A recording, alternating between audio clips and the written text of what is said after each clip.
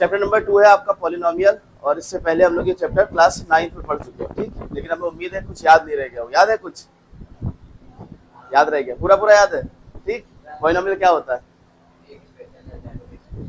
बहुत बढ़िया। जिसकी वेरिएबल की पावर जीरो, यहाँ से गलत हो गया। ठीक है, चलिए रिपीट करवा देते हैं। देखिए, पहले तो पॉलिनोमियल की डेफिनेशन समझ लेते हैं। तो ये थोड़ा सा बस ब्रीफ रिवीजन आपका करवाते हुए चले, क्लास 9 वाला। पॉलिनोमियल क्या होता है? Polynomial is an special type of algebraic expression. पहली चीज की अलजेब्रिक एक्सप्रेशन होता है, स्पेशल तरह का अलजेब्रिक एक्सप्रेशन होता है, on which in which the power of a variable is a whole number. जिसमें पावर ऑफ अ वेरिएबल क्या होती है? Whole number. होल नंबर आपको मालूम है क्या होते हैं? 0 1 2 3 4, जीरो से स्टार्ट होते हैं, ठीक है। हाँ, जीरो से स्टार्ट होते हैं। तो एक अलजेब्रिक एक्सप्रेशन है, जैसे कैसे भी, जैसे मान लिया हमने 3 एक कांस्टेंट लिखा और एक वेरिएबल लिख दिया, पावर 3 लगा दी। नेक्स्ट हमने कोई कांस्टेंट लिखा, वेरिएबल लिखी, पावर 2 लगा दी। नेक्स्ट देखो एक्स पावर, बस ऐसे लिखी, ठीक। तो अब ये क्या, एक अलजेब्रिक एक्सप्रेशन है, पहली चीज। दूसरी चीज, इसमें जितने जहां पर वेरिएबल्स है, the power of the variable is a whole number. तो हम कहेंगे कि दिस इज अ पॉलिनोमियल, ठीक। अगर पावर होल नंबर नहीं होती तो अलजेब्रिक एक्सप्रेशन होता, तब हमारा पॉलिनोमियल नहीं होता, ठीक ना। ये चीज क्लियर। फिर उसके बाद इस पर आते हैं कि क्लासिफिकेशन ऑफ पॉलिनोमियल। पॉलिनोमियल को हम किसके बेसिस पर क्लासिफाई करें? Classification of a polynomial. तो देखिए, जब भी हम क्लासिफिकेशन करेंगे किसी भी टर्म का, ठीक है, किसी भी चीज का क्लासिफिकेशन करेंगे, तो हम कुछ क्राइटेरिया रखेंगे कि किसके बेस पर हम क्लासिफाई करें। जनरली हम लोग ये अपनी आम मतलब रूटीन में भी ये चीज करते हैं कि क्लासिफाई करते हैं तो किसी बेसिस पर करते हैं, ठीक है। जैसे मान लीजिए स्कूल की अगर बात करें, तो स्कूल में क्या होता है कि सेम स्टैंडर्ड के स्टूडेंट क्लासिफाई होते हैं। क्लास 9 अलग हो गया, 10th अलग हो गया, 11th अलग हो गया। कहीं पर अगर कोई स्पोर्ट्स हो रहा होता है तो वहाँ पर कोई कभी वो लग जाता है, हाइट वेरियल 165 सेंटीमीटर तक ही लोग आ सकते हैं, या इस तरह से आपका जो है कहीं पर लग जाता है, वेट वाला क्राइटेरिया लग जाता है, ठीक है। तो इस तरह से क्राइटेरिया के बेसिस पर हम कोई चीज़ को क्लासीफाई करते हैं। तो पॉलिनोमियल को जो क्लासीफाई करेंगे वो 2 बेसिस पर करेंगे, ठीक। सबसे पहले जो क्लासिफिकेशन हो रहा है वो on the basis of number of terms, on the basis of terms के हिसाब से इसको क्लासिफाई कर रहे हैं। टर्म्स क्या होते हैं? किसी भी अलजेब्रिक एक्सप्रेशन में टर्म्स, या किसी भी पॉलिनोमियल में टर्म्स उसको कहेंगे जो प्लस या माइनस से सेपरेट होंगे। जैसे आपके पास ऊपर ये लिखा हुआ है पॉलिनोमियल, तो यहाँ पर ये प्लस आया, ये प्लस आया, तो इस प्लस ने इनको, इसको बोलेंगे एक टर्म, इसको दूसरा, इसको तीसरा। यानी कि इस पॉलिनोमियल में कितने टर्म्स हो गए? 3 टर्म्स हो गए, प्लस या माइनस से जो टर्म को सेपरेट किया जाता है, ठीक। तो क्लासिफिकेशन इसके बेसिस पर, अगर कोई ऐसा पॉलिनोमियल है जिसपे हमारे पास सिंगल टर्म, एक ही टर्म है, तो ऐसे पॉलिनोमियल को क्या बोलेंगे? मोनोमियल। Very good. मोनो का मतलब होता है वन, सिंगल, और मियल का मतलब होता है टर्म, यानी कि सिंगल टर्म वाला पॉलिनोमियल हमारा क्या कहलाएगा? मोनोमियल कहलाएगा। फिर उसके बाद अगर किसी भी पॉलिनोमियल में 2 टर्म्स है, बाइनोमियल हो जाएगा। Very good. फिर अगर नंबर ऑफ टर्म किसी पॉलिनोमियल के 3 है, 3 टर्म्स वाला पॉलिनोमियल क्या हो जाएगा? ट्राइनोमियल्स हो जाएंगे। बहुत बढ़िया, ये आपका हो जाएगा ट्राइनोमियल। तो ये क्लासिफिकेशन हम लोग ने क्लास 9th में ऑलरेडी पढ़े हुए हैं। सही चल रहा है ना? तो नहीं,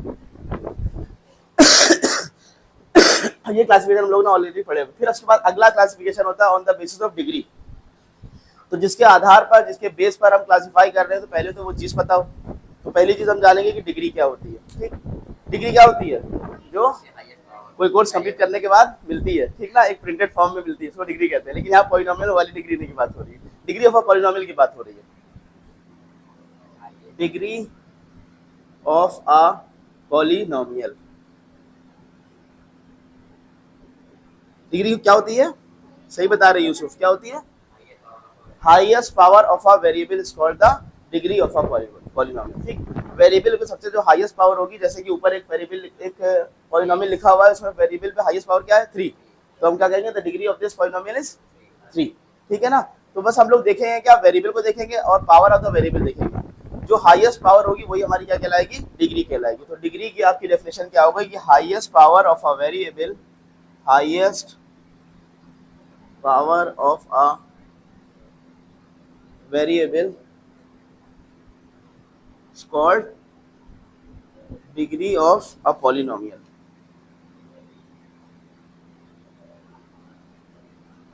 अब इसी डिग्री के बेसिस पर कुछ पॉलिनोमियल को क्लासिफाई कर रहे हैं। जैसे पिछले हम लोगों ने नंबर ऑफ टर्म्स के बेसिस पर किया, अब जो क्लासिफिकेशन है वो किसके बेसिस पर, on the basis of degree.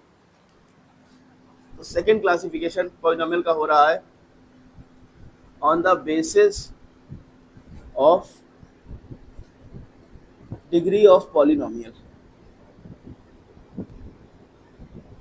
तो डिग्री के आधार पर, डिग्री के बेस पर अगर हम डिवाइड कर रहे हैं पॉलिनोमियल्स को, तो सबसे पहले हम लोग देखते हैं सबसे छोटी छोटी डिग्री कितनी हो सकती है। 1 हो सकती है, 0 हो सकती है, और सबसे छोटी बतानी है। 1, एक आंसर 1 आया, एक आंसर 0 आया, और माइनस हो सकती है। 0 छोटा तो माइनस होता है ना, तो माइनस होनी चाहिए। बिल्कुल सही, ठीक ना। क्योंकि माइनस इसलिए नहीं हो सकती कि पॉलिनोमियल में power of a variable whole number होते हैं, और होल नंबर में कभी भी माइनस नहीं आता। सबसे छोटा जो पॉलिनोमियल आपका मिलेगा, सबसे छोटा जो होल नंबर मिलता है, क्या होता है, 0 होता है। तो डिग्री क्या हो सकती है, 0 हो सकती है, ठीक।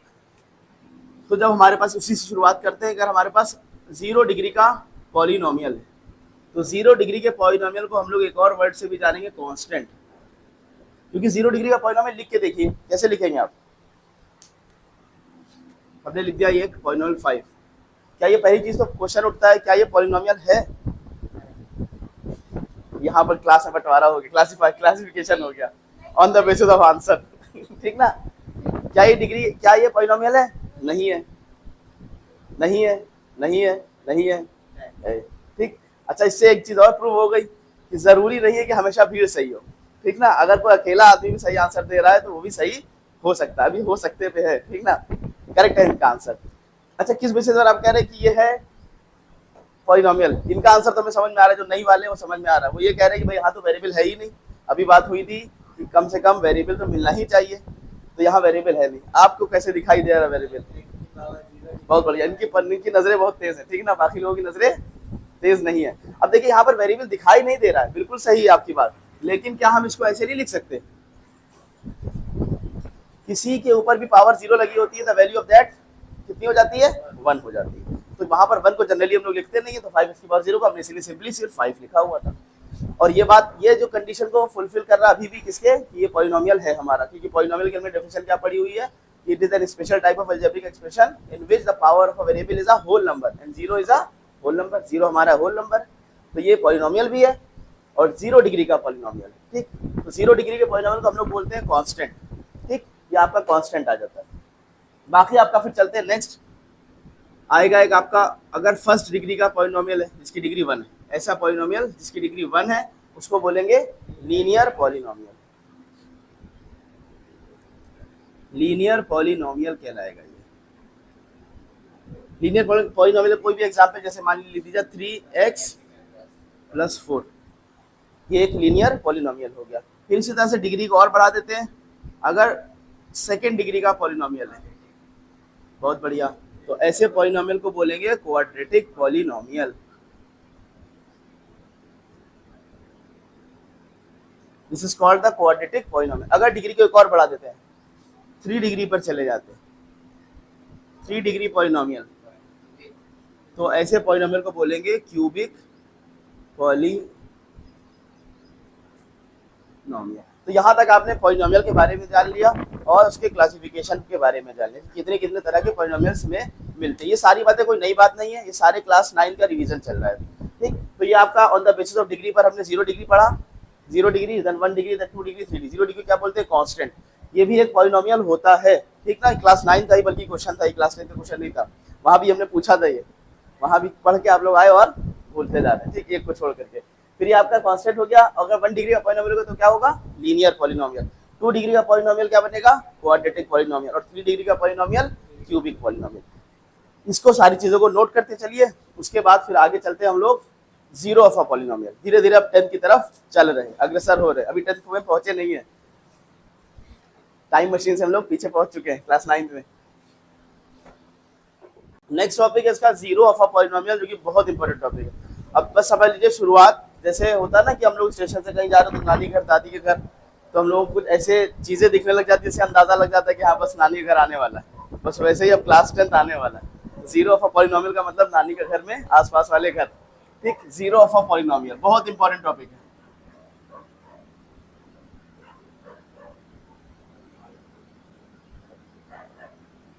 और ये टॉपिक ऐसा है जीरोज ऑफ अ पॉलिनोमियल जिससे क्वेश्चन आने की जो संभावना है वो, फिर अगेन कहना चाह रहे हैं 100% मगर कह रहे हैं 99%, 99% चांस है कि जीरोज ऑफ अ पॉलिनोमियल का एक ना एक क्वेश्चन जरूर आएगा। ठीक, डायरेक्ट क्वेश्चन नहीं आएगा जीरो क्या है, लेकिन इस पर बेस क्वेश्चन है तो उसको समझना बहुत जरूरी है। तो जीरोज ऑफ अ पॉलिनोमियल जैसा नाम ही बता रहा है, मोस्टली आपको जब भी कोई टॉपिक पढ़ेंगे तो नाम खुद आपको हिंट दे रहा होगा कि हम क्या है। ठीक, तो जीरोज ऑफ अ पॉलिनोमियल नाम बता रहे कि जीरोज ऑफ, जीरो समझते क्या होता है, जीरो क्या होता है, नहीं इतनी पॉलिनोमियल जैसा नहीं सोचना था, एक आम इंसान जैसा सोचना था। जीरो क्या मतलब होता है, जीरो क्या होता है, मैथ्स में जीरो पहचानते हैं ना, जीरो मतलब जीरो होता है, ठीक ना। तो जीरो ऑफ अ पॉलिनोमियल बस, हाँ शून्य, किसने आंसर दिया, सही, ठीक है। तो वही शून्य की यहाँ पर बात हो रही है। जीरो ऑफ अ पॉलिनोमियल का मतलब कि वेरिएबल की वो वैल्यू, सुनिएगा ध्यान से, वेरिएबल की वो वैल्यू जिस वैल्यू के लिए पॉलिनोमियल की वैल्यू जीरो हो जाए। ठीक, बात समझ में आ गई ना। The value of a variable for which the value of a polynomial will be zero. ठीक, जैसे कि मान लीजिए एग्जांपल्स देते तो बात समझ में आएगी ज्यादा। जैसे मेरे पास कोई एक पॉलिनोमियल है, पॉलिनोमियल को हमने इस तरह से रिप्रेजेंट किया, px इक्वल टू दे रखा है 3x माइनस 3, ये एक पॉलिनोमियल दे रखा है। अब इस पर हमने कहा कि हम x जो हमारे पास वेरिएबल है, इस वेरिएबल की वैल्यू को हम रख रहे हैं 1। हमने रखा कि put h equal to 1, x equal to 1 इस हम पॉलिनोमियल में रख रहे हैं। तो देखते हैं क्या वैल्यू मिलती है, p1 equal to 3, 1 minus 3, 3 minus 3, 0 मिल गए। यानी कि जब हमने वेरिएबल की वैल्यू x रखी तो हमें पॉलिनोमियल क्या मिल गया, 0 मिल गया। तो हम इसी 1 को क्या कहेंगे कि 1 is the zero of this polynomial. Clear है ये चीज ना, कि जिस वैल्यू के लिए, वेरिएबल की जिस वैल्यू के लिए पॉलिनोमियल की वैल्यू 0 हो जाए वही हमारा क्या होता है, जीरो ऑफ अ पॉलिनोमियल। ठीक, जीरो का पॉलिनोमियल हो भी सकता है, मतलब जीरो पॉलिनोमियल का जीरो हो भी सकता है, और अदर देन जीरो भी पॉलिनोमियल का जीरो हो सकता है।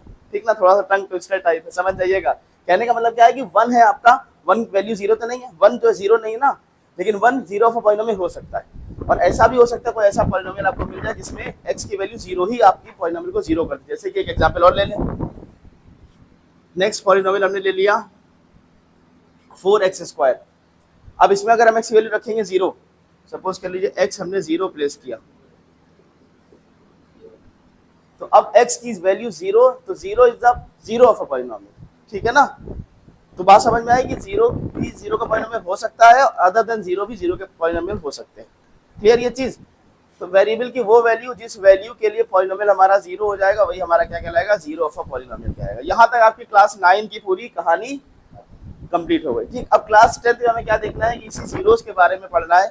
उसमें हमें देखना है कि ज्योमेट्रिकल मीनिंग क्या होता है, किसी भी जीरो ऑफ अ पॉलिनोमियल का ज्योमेट्रिकल मीनिंग क्या है उसको देखेंगे। ठीक, ज्योमेट्रिकल मीनिंग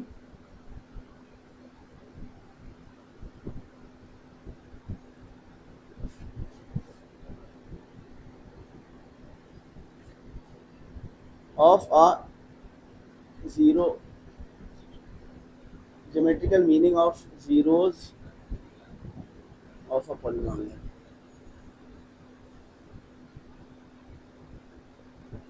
ज्योमेट्रिकल मीनिंग का मतलब कि हमारे पास कोई पॉलिनोमियल दे रखा होगा, उसको हम ग्राफ पे रिप्रेजेंट करेंगे और हम ये चेक करेंगे कि जीरो ऑफ अ पॉलिनोमियल का मतलब क्या है ग्राफ पर। ठीक है, इसी को ही बोल रहे हैं ज्योमेट्रिकल मीनिंग, यानी कि उस फिगर को ड्रॉ करके देखेंगे और ये हम चेक करेंगे कि जीरो हमें मिलता कहाँ पर है।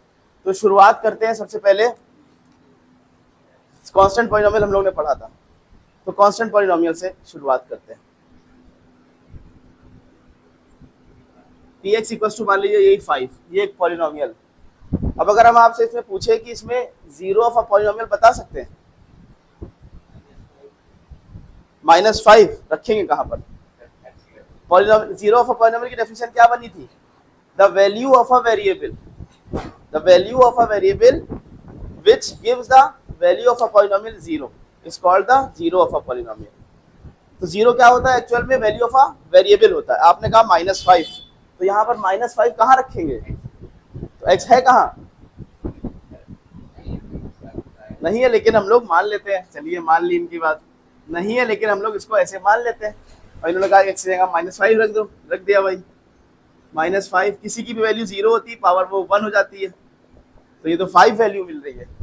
हमें क्या चाहिए था, 0 चाहिए था, तो -5 तो नहीं हुआ, क्या हो गया, 0 रख दें, 0 रख दें सब एक से। यहाँ पर देखिए वेरिएबल आपका दिख ही नहीं रहा, उसकी पावर 0 लगी हुई है। तो ऐसे केस में, कांस्टेंट पॉलिनोमियल के केस में आपको कोई 0 नहीं मिलेगा, ठीक ना। कांस्टेंट के केस में 0 फॉर पॉलिनोमियल नहीं एग्जिस्ट करते, क्योंकि आप कोई ऐसी वैल्यू जानते ही नहीं है कि आप 5 को 0 कर दे, कर सकते हैं क्या 5 को 0, तो फिर जादू हो जाएगा अगर ऐसा कुछ हो गया, ठीक ना। कोई भी ऐसी वैल्यू रख ही नहीं सकते कि जो 5 0 हो जाए। जिस दिन अगर हो जाएगा तो नया आविष्कार है वो। अब अगर हम इसको ग्राफ पे प्लॉट करें, ग्राफ प्लॉट करना आता है, ग्राफ पे अगर हम प्लॉट करें, मान लेते हैं ये हमारे पास है x एक्सिस है, दिस इज y एक्सिस, ये वैल्यू 1, ये 2 एंड 3, इसी तरह से 1 2 3 4 5 एंड 6, इस तरह नेगेटिव वैल्यू जाएगी, -1 -2 -3 -1 -2 -3। हमारे पास पॉलिनोमियल क्या है, px = 5। अब देखिए इसमें ध्यान दीजिएगा, जब भी हमें प्लॉट करना होगा तो जो px है उसको हम हमेशा y एक्सिस पर रिप्रेजेंट करेंगे। एक्चुअल में ये इक्वेशन है y = 5, y = 5 को हमें प्लॉट करना है, y एक्सिस पर हमेशा हम दिखाएंगे px, और बाकी x की जो वैल्यूज है वो x एक्सिस पर चल रही है। तो यहाँ पर हमारा पॉलिनोमियल क्या है, px = 5 है, यानी कि 5 पर वैल्यू मिल रही है। और हर जगह पर चाहे हम x की कुछ भी वैल्यू प्लेस करें, 0 रखे, 1 रखे, 2 रखे, 3 रखे, 4 रखे, -1 -2 -3 4 रखे, कितनी रखे, तो वैल्यू क्या आएगी पॉलिनोमियल की, हर बार 5 ही आने वाली है, वैल्यू 5 चेंज तो हो नहीं जाएगी। तो ऐसे केस में आपके पास कुछ इस तरह का ग्राफ बन के आएगा। ये तो ग्राफ बनेगा कि ये जो 5 है ये कांस्टेंट, x की अलग अलग वैल्यूज पर वैल्यू हमेशा 5 ही चल रही है y एक्सिस में, वो चेंज नहीं हो रही है, ठीक। अब इस ग्राफ को याद रखिएगा। अगले पे चलते हैं लीनियर क्वाड्रेटिक, यहाँ तक ड्रॉ कर लेंगे, उसके बाद फिर हम लोग एक उससे रिजल्ट निकालेंगे कि इसका मीनिंग क्या होता है, 0 फॉर पॉलिनोमियल का ज्योमेट्रिकल मीनिंग क्या है, ग्राफ पर हम कैसे उसको जज कर पाएंगे। अब चलते हैं नेक्स्ट लीनियर, वो है आसान चीज, वो आप बहुत इजीली उसको बता ले जाएंगे। लीनियर पॉलिनोमियल पे कोई एग्जांपल लेते हैं।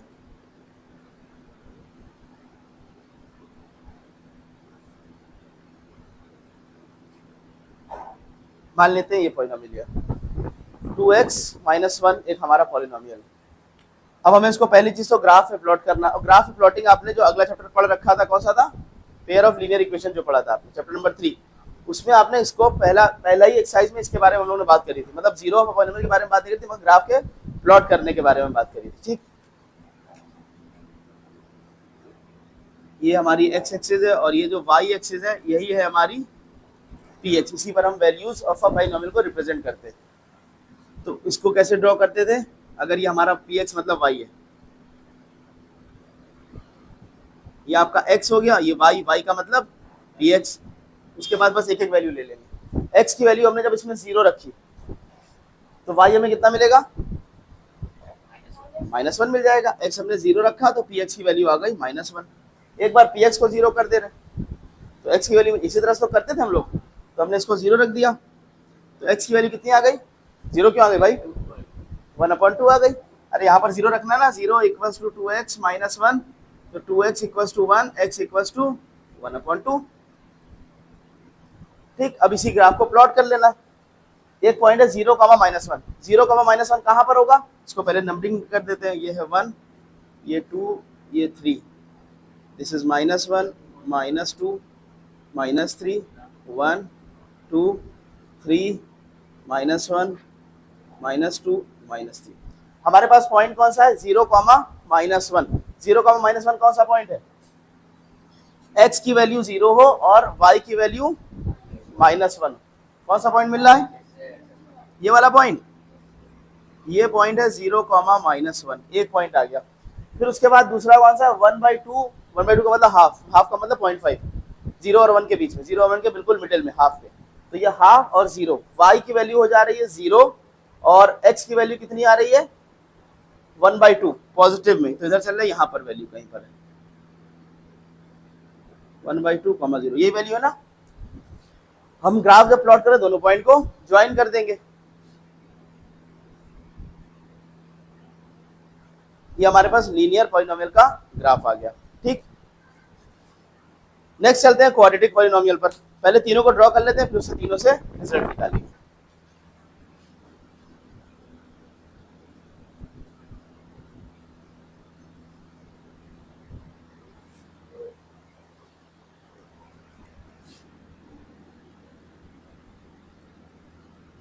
Quadratic polynomials. या चलिए पहले इसमें एक चीज देख लेते हैं देखिए, इसको अगर हम आपसे कहेंगे 2x माइनस 1 तो हमें फाइंड करिए what is the zero of a polynomial, तो फाइंड कर लेंगे। Zero of a polynomial find करने के लिए सिंपली करना क्या होगा, पॉलिनोमियल की वैल्यू को उठाकर जीरो के बराबर इक्वेट कर दीजिए और फिर सॉल्व कर लीजिए, x की जो वैल्यू आए वही हमारा जीरो ऑफ अ पॉलिनोमियल है। तो अगर हम 2x माइनस 1 को जीरो के बराबर इक्वेट कर देते हैं, 2x minus 1 equals to zero, और इसको सॉल्व कर लेते हैं, 2x equals to 1, x equals to 1/2, यानी कि x की वैल्यू 1/2 पर हमें ये पॉलिनोमियल की वैल्यू क्या मिल जाएगी, जीरो मिल जाएगी। So x equals to 1/2 is the zero of this given polynomial. Clear? Constant में आपको क्या मिला था, एक भी जीरो नहीं मिल रहा था, लेकिन लीनियर में आपको पॉलिनोमियल कितना जीरो मिले, एक जीरो मिला और इसकी वैल्यू क्या है 1/2। अब अगर हम ग्राफ पर आते हैं, ध्यान से देखते हैं, तो ग्राफ पर हमें क्या मिल रहा है, 1/2 हमारा कौन सा पॉइंट है, 1/2 हमारा वो पॉइंट है जहां पर ग्राफ ने एक्स एक्सिस को कट किया है। ठीक, और अगर हम थोड़ा देर लॉजिकल सोचे तो हमें बात समझ में भी आ रही, जीरो ऑफ पॉलिनोमियल होता क्या है कि जहां पर पॉलिनोमियल की वैल्यू हो जाती है जीरो, पॉलिनोमियल का को हम रिप्रेजेंट कहां पर करते हैं, वाई एक्सिस पर। तो y की वैल्यू जब हो जा रही है जीरो, y की वैल्यू जीरो कहां पर होगी, जहां पर y की वैल्यू जीरो हो रही है, ये आपका y है, उस पॉइंट पर x की वैल्यू कितनी मिल रही है, 1/2, यानी कि 1/2 पर y की वैल्यू जीरो हो रही है, तो यही तो आपका जीरो ऑफ अ पॉलिनोमियल बनेगा। तो ग्राफ से हम लोग ये डायरेक्टली जज कर सकते हैं कि जहां पर ग्राफ ने x एक्सिस को कट किया है, that is the point of a zero of a polynomial. ठीक ना? अच्छा, अब इसमें कांस्टेंट में देखते हैं, कांस्टेंट ने कहां पर कट किया था, इसको कहीं कट ही नहीं किया था, जब कट ही नहीं किया था तो जीरो उसका एग्जिस्ट नहीं करेगा। इस केस में क्या किया था, सिंगल पॉइंट पर कट किया था, तो उसका एक जीरो एग्जिस्ट करेगा, कहां पर होगा, जहां पर इस ग्राफ ने एक्स को कट किया था, कहां पर कट किया था, 1/2 वैल्यू पर कट किया था। ठीक है, तो 1/2 is the zero of the given polynomial. तो हम लोग डायरेक्टली ग्राफ की हेल्प से भी आइडेंटिफाई कर सकते हैं अपने जीरो ऑफ अ पॉलिनोमियल को। क्लियर ये चीज? क्या हो गया, ये बात समझ में आई कि zero of a polynomial graph पे हम कैसे जज करेंगे। अब चलते हैं नेक्स्ट क्वाड्रेटिक पॉलिनोमियल पर। तो क्वाड्रेटिक में देखिए आपको कुछ चीजें अलग सी मिलेंगी, कुछ नई चीजें मिलेंगी। मान लेते हैं कि मेरे पास एक ग्राफ है,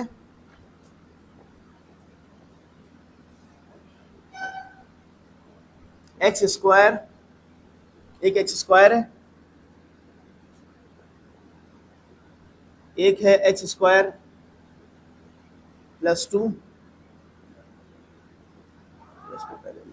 एक एक्स स्क्वायर माइनस टू और एक एक्स स्क्वायर प्लस टू। देखिए बस इसको आपको ग्राफ प्लॉट करना सीखना नहीं है, आपको सिर्फ यहाँ से एक चीज समझनी है कि क्वाड्रेटिक पॉलिनोमियल के केस में हमारे पास कैसा जीरो ऑफ अ पॉलिनोमियल मिल रहा है। तो अगर हम ग्राफ की बात करें तो अभी ग्राफ सीखने की टेंशन नहीं लेनी है आपको, बस इतना समझ लीजिए जब हमारे पास क्वाड्रेटिक पॉलिनोमियल होगा तो जो उसका ग्राफ होता है वो स्ट्रेट लाइन नहीं होता, एक कर्व होता है, जिसको आप लोग हायर क्लासेस में पढ़ेंगे उसको पैराबोला बोलते हैं, एक पैराबोला फॉर्म होता है, बस इतनी बात ध्यान रखनी है। ठीक, तो पहला वाला ग्राफ है हमारे पास px equals to X square, px का मतलब हमारा होता है y पे, यहाँ पर हम px को रिप्रेजेंट करते हैं, ये वैल्यूज हम x पर रिप्रेजेंट करते हैं। तो ये एक्स स्क्वायर के बराबर आ रही है वैल्यू, तो इसका जब हम ग्राफ प्लॉट करेंगे तो वैल्यू और ग्राफ कुछ इस तरह से जाएगा, इस तरह से जाएगा। ठीक, नेक्स्ट हमने एक्स स्क्वायर माइनस टू रखा, एक्स की वैल्यू जब हम जीरो, सेम प्लॉट करने का तरीका वही है, एक्स की वैल्यू जब हम जीरो रखेंगे तो वाई हमारा कहाँ मिल रहा, -2 पर, तो -2 यहाँ कहीं मान लेते हैं, ये है -1, ये है -2, ये है -3। तो ग्राफ आपका कुछ इस तरह से जा रहा है, कुछ इस तरह से जाएगा। ठीक ना? और जब आप x की वैल्यू यहाँ जीरो रखेंगे तो y की वैल्यू +2 बनेगी, ये आपका +1, ये आपका +2, ये आपका +3। तो ग्राफ आपका इस केस में कुछ इस तरह से जा रहा होगा। ये वाला ग्राफ है एक्स स्क्वायर प्लस 2 पॉलिनोमियल का, ये ग्राफ है एक्स स्क्वायर का, ये ग्राफ है एक्स स्क्वायर -2। ठीक, तो अब इस क्लास में इस ग्राफ में हम लोगों को क्या देखने को मिल रहा है कि पहला वाला जो पी एक्स की वैल्यू एक्स स्क्वायर प्लस 2 वाला ग्राफ है, ये एक्स एक्सिस को कितनी जगह से कट कर रहा है, एक भी जगह से कट नहीं कर रहा है। ठीक है, तो इसके यहाँ पर अगर हम जीरो फाइंड करने चलेंगे तो क्या कोई जीरो मिलेगा, कोई जीरो नहीं मिलेगा। और ये चीज हम इस इक्वेशन की हेल्प से फाइंड भी कर सकते हैं। जैसे हमारे पास कौन सा ग्राफ है, ये एक्स स्क्वायर प्लस 2, ये है P x x square plus 2। अब आप x की कोई भी वैल्यू डाल लीजिए तो रियल नंबर के लिए कोई ऐसी वैल्यू नहीं मिलेगी जिसके लिए ये जीरो हो जाए। चेक करके देखते हैं। ठीक है, इसको हमने जीरो के बराबर इक्वेट कर दिया, एक्स स्क्वायर प्लस 2 बराबर zero, X square equals to -2, X की वैल्यू √-2, और आपको ये बात पता है, जब हम लोगों ने पहला चैप्टर पढ़ा था रियल नंबर, तो वहां पर बताया था रियल नंबर के साथ में दूसरा अपोजिट नंबर कौन चल रहा होता है, इमेजिनरी नंबर चल रहा होता है। वो कब आता है, जब रूट में माइनस आ जाता है, ये वैल्यू माइनस में आ रही है, यानी कि x की कोई ऐसी रियल नंबर हम नहीं जान पाएंगे जिसके लिए ये वैल्यू 0 हो जाए।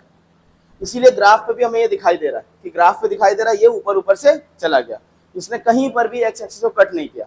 तो ये कैसा ग्राफ होगा, इस केस में हम क्या कहेंगे कि हमारे पास जीरो ऑफ अ पॉलिनोमियल यहाँ पर एग्जिस्ट ही नहीं करेगी। बात समझ में आ रही है, इस चीज को समझ पा रहे ना, बहुत इंपॉर्टेंट चीज है ये कि यहाँ से ग्राफ आपका ऊपर ऊपर से निकल के चला जा रहा है, एक्स एक्सिस को कहीं काट ही नहीं रहा है। और अभी हम लोगों ने यहाँ से सीखा है कि एक्स एक्सिस को जितनी बार जितनी जगह से कट करेगा ग्राफ, वही हमारे जीरो ऑफ अ पॉलिनोमियल होगा। एक्स स्क्वायर प्लस 2 वाला ग्राफ ऊपर ऊपर से चला गया, इसको हमने ग्राफिकली भी देख लिया और हमने इसको एनालिटिकली भी देख लिया, ग्राफ के अलावा भी सॉल्व करके देखने की कोशिश करी।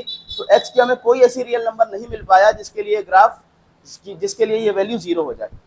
एक्स की आप कुछ भी वैल्यू रख लीजिए, 0 रखिए, 0 स्क्वायर 0 प्लस 2 2 आ जाएगा। मान लीजिए माइनस में चलते हैं, माइनस रखा, -1, आपको मालूम है कि माइनस पे अगर स्क्वायर लगाओ तो वो प्लस बन जाता है, -1 रखा तो प्लस हो गया, 1 + 2 3 बन जाएगा, -2 रखा, -2 स्क्वायर 4 + 2 6 हो जाएगा। पॉजिटिव वैल्यूज रखते हैं, पॉजिटिव रखा तो पहले ही सब कुछ प्लस प्लस है तो वैल्यू और बढ़ती चली जाएगी, ठीक है ना। तो कहने का मतलब ना माइनस में मिलेगी, ना 0 में मिलेगी, ना प्लस में मिलेगी, यानी कि पूरे रियल नंबर जो लाइन होती है, रियल नंबर पे एक नंबर भी ऐसा नहीं मिलेगा जिस पर ये वैल्यू 0 बन जाए। तो इसका मतलब क्वाड्रेटिक पॉलिनोमियल के केस में आपको, क्वाड्रेटिक पॉलिनोमियल के केस में कब, x² + 2 वाले केस में आपको कोई ऐसा रियल नंबर नहीं मिल रहा है जहां पर इसकी वैल्यू 0 हो जाए। यही हमें ग्राफ भी दिखा रहा है। इस पर चलते हैं, x² वाला ग्राफ। अब x² वाला ग्राफ ने x एक्सिस को कितनी जगह कट किया है, एक जगह कट किया है, तो इसका 0 यहाँ पर एक सिंगल 0 हमें मिल रहा होगा। उसकी वैल्यू क्या होगी, कहां पर कट किया होगा, 0 पर, ओरिजिन पर कट किया है, इसका मतलब 0, और इसमें दिखाई भी दे रहा है कि जो पॉलिनोमियल है उसकी वैल्यू कितनी है, px = x²। ठीक, अब हमें इसको वैल्यू 0 चाहिए, तो x² = 0, x की वैल्यू कितनी बन जाएगी, तो इसका मतलब 0 is the 0 of this given polynomial. Clear ये बात। एक और ग्राफ पर चलते हैं, x² - 2 वाले ग्राफ पर। x² - 2 ने x एक्सिस को कहां कट किया है, दो जगह कट किया है। इसका मतलब यहां से हमारे पास एक 0 यहां मिलेगा, एक 0 यहां पर मिलेगा। ठीक, इसकी वैल्यू अगर निकालना चाहें, x² - 2 = 0, x² = √2, तो x की वैल्यू, अब x² = 2, सॉरी, तो x की वैल्यू प्लस माइनस √2। आपको ये बात मालूम है कि जब स्क्वायर हटता है तो स्क्वायर रूट में दो वैल्यूज आती हैं, ये जानते हैं ना ये चीज। दो क्यों आती है, क्योंकि देखिए प्लस √2 भी सेटिस्फाई करेगा इस इक्वेशन को और -√2 भी सेटिस्फाई करेगा। -√2 अगर हम यहाँ रख रहे हैं तो -√2 का स्क्वायर 2 बन जाएगा, 2 - 2 बन जाएगा 0, +√2 रख रहे हैं तो +√2 स्क्वायर का स्क्वायर बनेगा 2, 2 - 2 0, यानी कि ये दोनों ही वैल्यूज के लिए आपको सेटिस्फाई करेगा।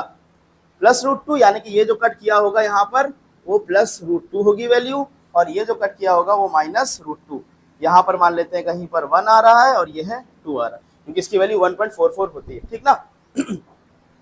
समझ में आई ये बात, 1.414 होती है √2 की वैल्यू, 44 नहीं 1.414। तो ये बात समझ में आ रही कि ये जो वैल्यूज मिल रही है आपको, ग्राफ दो जगह कट कर रहा है। क्लियर हो गया ये चीज। अब यहाँ से एक चीज रिजल्ट निकालेंगे कि जितने डिग्री का पॉलिनोमियल होगा, जितने डिग्री का पॉलिनोमियल होगा, नंबर ऑफ जीरोज मैक्सिमम उतने ही हो सकते, उससे ज्यादा नहीं हो सकते। कम तो चलेगा लेकिन ऐसा नहीं हो सकता कि उससे ज्यादा आ जाए। जैसे मेरे पास क्वाड्रेटिक पॉलिनोमियल था, अब हम कोई ऐसा ग्राफ नहीं बना सकते जो इसको 3 जगह से कट कर दे क्वाड्रेटिक पॉलिनोमियल, क्योंकि क्वाड्रेटिक आपका जब भी बनेगा वो ऐसे ही बनेगा, मैक्सिमम 2 जगह से कट करेगा। तो यहाँ से एक बहुत इंपॉर्टेंट रिजल्ट निकला, ये क्वेश्चन बनता है बोर्ड में कि जिसमें आपसे पूछा जाता है कि जो है नंबर ऑफ जीरोस किसी भी क्वाड्रेटिक पॉलिनोमियल मैक्सिमम कितने हो सकते हैं। तो मैक्सिमम कितने हो सकते हैं, जितनी उसकी डिग्री होगी, जितनी उसकी डिग्री होगी। ठीक है, अगर 2 डिग्री का है यानी कि क्वाड्रेटिक है तो मैक्सिमम नंबर ऑफ जीरोस 2 होंगे। अगर क्यूबिक है तो कितने होगा, 3 होगा। क्लियर है ना। लीनियर है तो नंबर ऑफ जीरोस मैक्सिमम कितने होंगे, 1 होंगे। अब अगर कांस्टेंट है, समझ में आ जाएगा आपको, कांस्टेंट है डिग्री कितनी है, 0, तो नंबर ऑफ जीरोस भी कितने होंगे उसके, 0, एक भी 0 नहीं होगा, क्योंकि कोई ऐसी लाइन होगी नहीं कांस्टेंट फंक्शन की जो एक्स एक्सिस से कट के चली जाए। क्लियर, इस चीज को नोट कर लीजिए।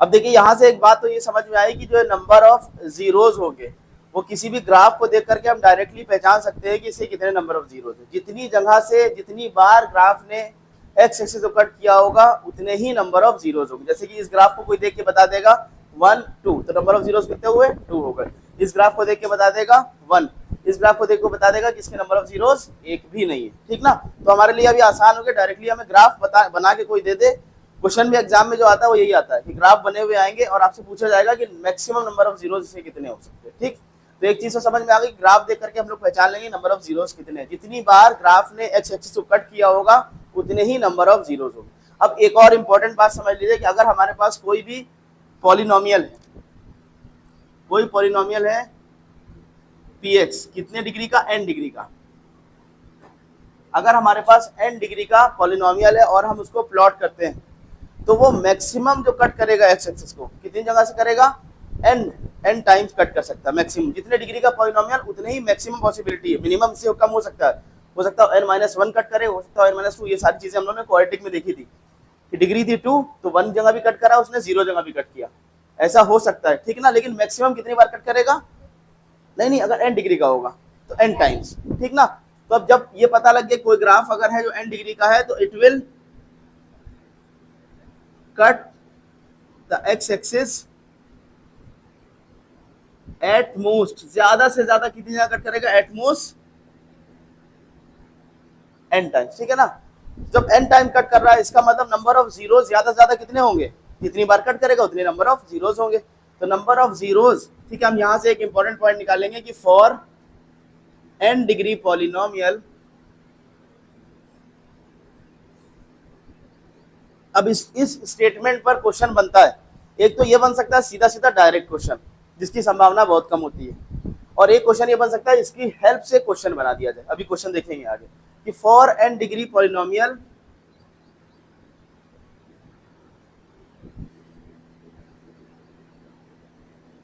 देयर विल बी मैक्सिमम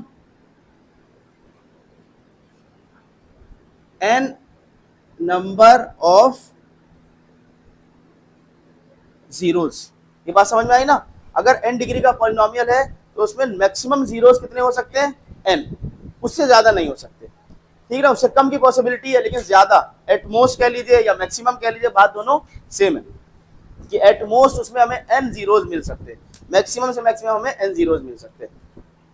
अब यहां तक हमारी ज्योमेट्रिकल मीनिंग की बात कंप्लीट होगा। अगर हम लोग एनसीईआरटी के पॉइंट ऑफ व्यू से देखें तो हमारी एक्सरसाइज जो फर्स्ट है 2.1 वो कंप्लीट हो गई, ठीक। तो आप सबसे पहले क्वेश्चन कर लेते हैं और फिर उसके बाद जो आए हुए क्वेश्चन है बोर्ड में इसी टॉपिक पर उसको देख लेते हैं, ठीक। पहला क्वेश्चन एनसीईआरटी से कर लेते हैं, एक warm up question. Warm up समझते हैं, नहीं, स्पोर्ट्स तो सभी लोग खेलते होंगे ना, कोई football, cricket, table tennis, lawn tennis, कुछ ना कुछ खेलते होंगे, ठीक है। तो उसमें हम लोग पहले क्या करते हैं, वार्म अप कर लेते हैं। तो बिल्कुल इसी तरह से हम लोग क्वेश्चन शुरुआत करने जा रहे हैं, तो पहले एक वार्म अप क्वेश्चन, ठीक है ना, ताकि थोड़ा सा माइंड अपना प्रिपेयर हो जाता है। एक आसान सा वार्म अप क्या होता है, हल्का फुल्का करते हैं, फिर जब मैच होता है तो बढ़िया तरीके से जान लगा देते हैं। तो ऐसे ही अब हमारे पास भी जो क्वेश्चन है वो एक वार्म अप क्वेश्चन, बिल्कुल छोटा सा एनसीईआरटी का। चलिए पहला ही क्वेश्चन उठा लेते हैं। एग्जाम्पल 1 का फर्स्ट पार्ट क्या दे रखा है, look at the graph, figure इतना इतना, each is the graph of y equals to px where px is a polynomial. For each of the graph find the number of zeros of px. पहला graph हम board पर आपके बना दे रहे हैं।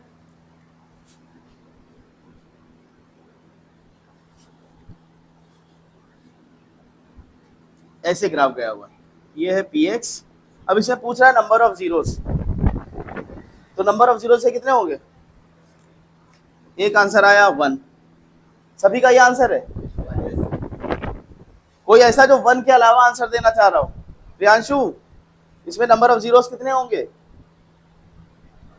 1 होंगे, ठीक है। क्यों 1 बता रहे हैं, क्योंकि बिल्कुल सही, बस आपके पास लॉजिक सही है। अब देखिए आपके सारे क्वेश्चंस पीछे वाले बन जाएंगे, पीछे वाले का मतलब जो पीवाईक्यू जो आए हुए क्वेश्चन है। अब अगले टॉपिक में जो आगे है क्वेश्चन है वो लोग 4 से 5 क्वेश्चन हम लोग उठाते हैं पीवाईक्यूज के। एक 2020 का क्वेश्चन है मेरे पास जो एमसीक्यू में पूछा गया था। क्वेश्चन है the graph of a polynomial is shown in figure then the number of its zeros is, बिल्कुल सिमिलर इसी तरह का, ठीक ना।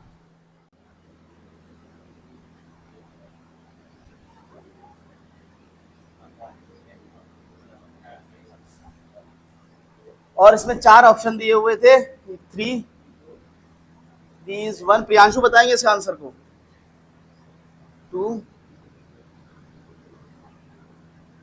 4, ठीक है। अब क्वेश्चन में आप क्वेश्चन फिर से सुन लीजिए, the graph of polynomial is shown in figure then the number of its zeros is, कितने जीरोस होंगे, ग्राफ दे रखा है, ये है px, यानी कि आपके हिसाब से ऑप्शन 1, बाकी जो बैठे हैं उनके हिसाब से भी यही ऑप्शन होगा, कोई इसके अलावा नया आंसर दे रहा है, ठीक है, बिल्कुल सही आंसर। कैसे बताया, क्योंकि सिंपल अभी हम लोगों ने पढ़ा है कि जितनी जगह पर ग्राफ कट करेगा एक्स एक्सिस को, वही हमारे नंबर ऑफ जीरोज होंगे। अब ये क्वेश्चन आया हुआ क्वेश्चन है, कितना इजी क्वेश्चन था। ठीक, देखिए हर चीज आसान है, बस आपको अगर कॉन्सेप्ट समझ में आ जाए। अब जिसको ये नहीं मालूम उसके लिए बहुत मुश्किल क्वेश्चन होगा, पेपर बहुत टफ आ गया था, पता नहीं क्या ऐसे ऐसे ग्राफ बनाता है, समझ ही नहीं आ रहा, यही तो कहेगा ना।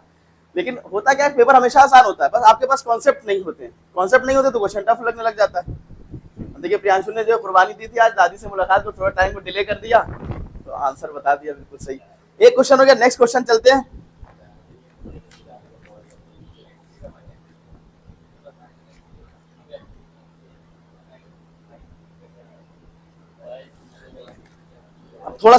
थोड़ा सा क्वेश्चन ट्विस्ट है, मतलब है ये भी बहुत आसान, लेकिन इतना आसान नहीं है।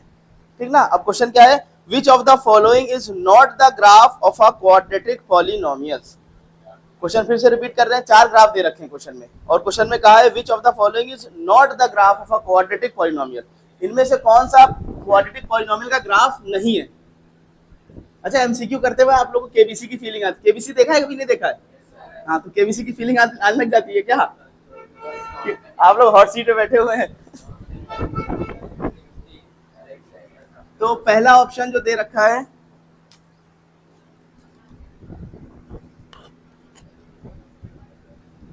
अब क्वाड्रेटिक ग्राफ तो आप लोग समझ गए कि कर्व बन रहा होता है। ये आपका ए हो गया, और एक और बी सी के बगल में बना देते हैं, फिर ये सी पार्ट।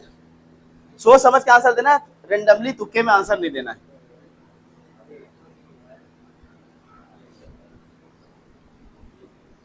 क्वेश्चन पहले सुन लीजिएगा तब आंसर देना है।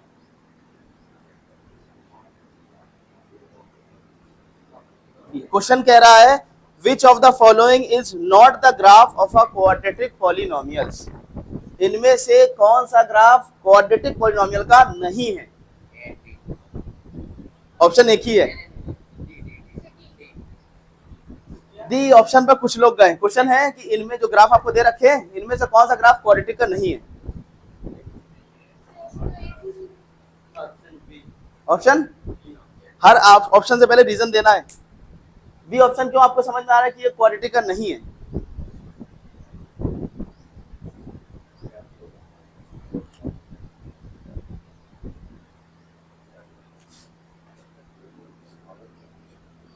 अब देखिए जो आपने पढ़ा है कॉन्सेप्ट वही लग रहा है, बस आप उसको क्लिक नहीं कर पा रहा है। आपको जो पढ़ रहा है अभी हम लोगों ने जस्ट, वही कॉन्सेप्ट यहाँ पर लग रहा है, लेकिन अच्छा सा क्वेश्चन है। इस क्वेश्चन ने आपके कॉन्सेप्ट निकलवाया। देखिए क्वेश्चन वो हमेशा अच्छा होता है जो आपके कॉन्सेप्ट को निकलवाए। कौन सा? बी। एक ऑप्शन आया बी, ये है यूसुफ का ऑप्शन। ठीक, काजिम का सी, सी ऑप्शन काजिम का है, और ए और डी बचे रह गए भाई। ए प्रियांशु का है, बहुत बढ़िया। अब डी बचा रह गया है, डी को कोई चुन रहा है नहीं, डी सनी का ऑप्शन है। अब सबने नाम तो लिखवा दिया है, रीजन देना है सबको, ठीक ना। तो ए वाले कौन है? प्रियांशु। क्यों आपको लग रहा है कि ये क्वाड्रेटिक का नहीं है?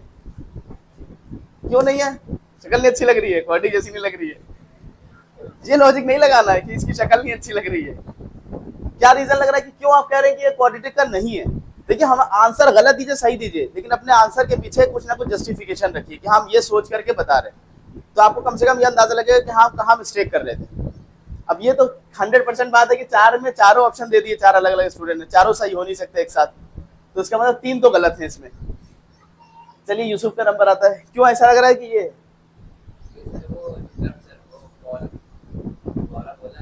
हाँ, चलिए इनका ये लॉजिक ग्राफ से बाहर, इनका 2 आंसर, इनके 2 लॉजिक लग रहे हैं कि इनको लग रहा है कि ये पैराबोलिक नहीं है क्योंकि इन्वर्टेड है। ठीक है, और ये ग्राफ से इनको पता नहीं ग्राफ से बाहर कैसे दिख रहा है, ये नहीं समझ पा रहे। और तीसरा आंसर किसने दिया? काजिम। काजिम ये क्यों आंसर है? ऐसे ही रैंडमली बोलना था, ए और बी हो चुका था, सी डी में एक चुनना तो सी चुन लिया, है ना। ऐसे नहीं चुनना है एग्जाम में सनी। बहुत सही, यही लॉजिक सबसे बढ़िया। देखिए क्वाड्रेटिक का मतलब उसकी डिग्री कितनी होगी? 2 डिग्री होगी।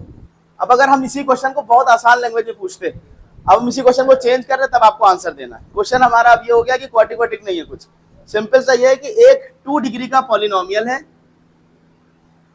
ठीक, उसके हमने कुछ ग्राफ बनाना चाह रहे हैं। तो कौन सा ग्राफ ऐसा है जो 2 डिग्री का नहीं है? अब सबका आंसर एक बार में आ गया, डी वाला। अब क्वाड्रेटिक का मतलब क्या था? देखिए, क्वेश्चन जब भी बनता है हम हमेशा कहते हैं कि जो क्वेश्चन पूछा जाता है वो डायरेक्ट नहीं पूछा जाता है आपसे। क्वेश्चन पूछने का मतलब होता है कि आपको क्या ये मालूम है, क्लासिफिकेशन जानते हैं आप?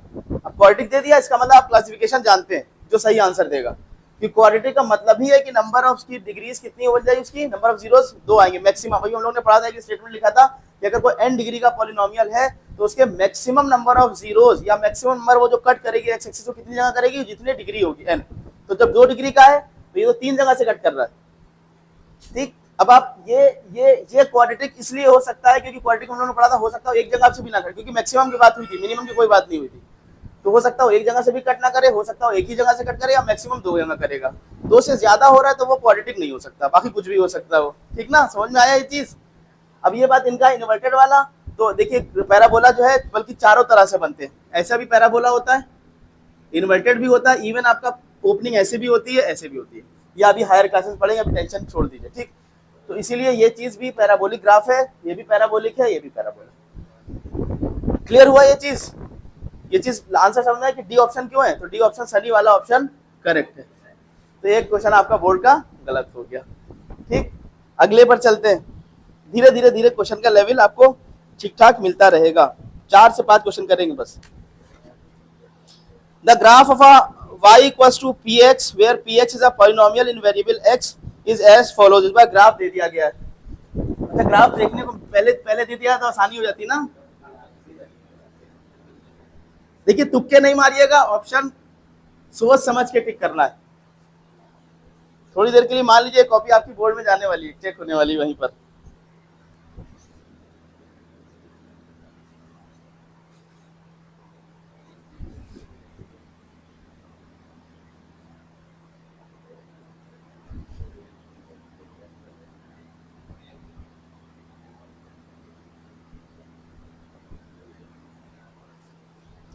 क्वेश्चन है number of zeros of P X is, ये fill in the blanks type question है। ये ग्राफ दिया हुआ है, क्वेश्चन फिर से रिपीट करें। The graph of y equals to px where px is a polynomial in variable x is as follows. फिर दे रखा था number of zeros of px is, बहुत आसान क्वेश्चन है। The number of zeros of px is 5। चलिए इस बार सब एग्रीड सारे, 1 2 3 4 5, 5 जगह से कट किया तो नंबर ऑफ जीरोज कितने हो जाएंगे? 5 हो जाएंगे, ठीक, बहुत बढ़िया।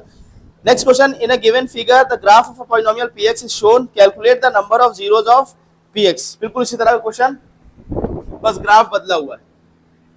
तो ग्राफ देखिए कितने क्वेश्चन घुमा सकते हैं, यही सब क्वेश्चन बनेंगे। ऐसा ग्राफ बन गया इस बार, ठीक। ये भी आपका fill in the blanks type कह लीजिए, इसमें ऑप्शंस नहीं दिए हुए। Question in a given figure the graph of polynomial px is shown, calculate the number of zeros of px 1, क्योंकि एक जगह से कट कर रहा है। तो ये लॉजिक अच्छी तरह समझ में आ गया ना कि ग्राफ जितनी जगह से एक्स एक्सिस को कट करेगा उतने ही नंबर ऑफ जीरोज होगी, एक चीज। दूसरी चीज की जो डिग्री अगर n होगी तो मैक्सिमम जो कट कर सकता है वो n जगह, उससे ज्यादा नहीं जाएगा, उससे कम हो सकता है, ठीक है ना। अब लास्ट क्वेश्चन पर चलते हैं। वो आपकी शीट में भी क्वेश्चन दे रखा है, जो आपको शीट मिली हुई है उसका क्वेश्चन नंबर 10 है शायद। किसके पास शीट नहीं है?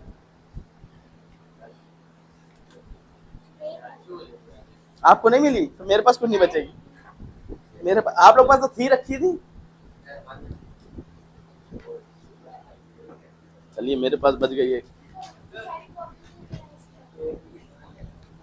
क्वेश्चन नंबर 10 देख लीजिए, इसमें था क्वेश्चन नंबर 10, बहुत बढ़िया सा क्वेश्चन है। क्या हो गया? अरे अभी के लिए वापस कर देंगे। The quadratic polynomial ax square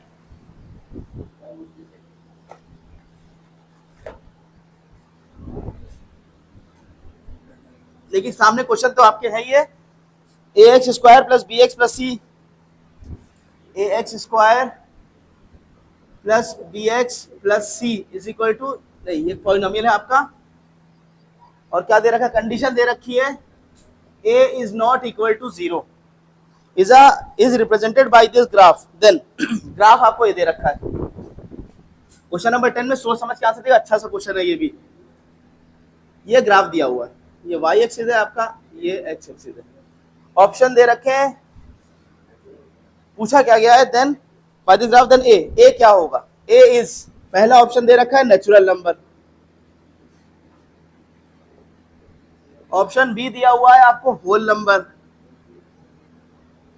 option C दिया हुआ है आपको नेगेटिव इंटीजर्स,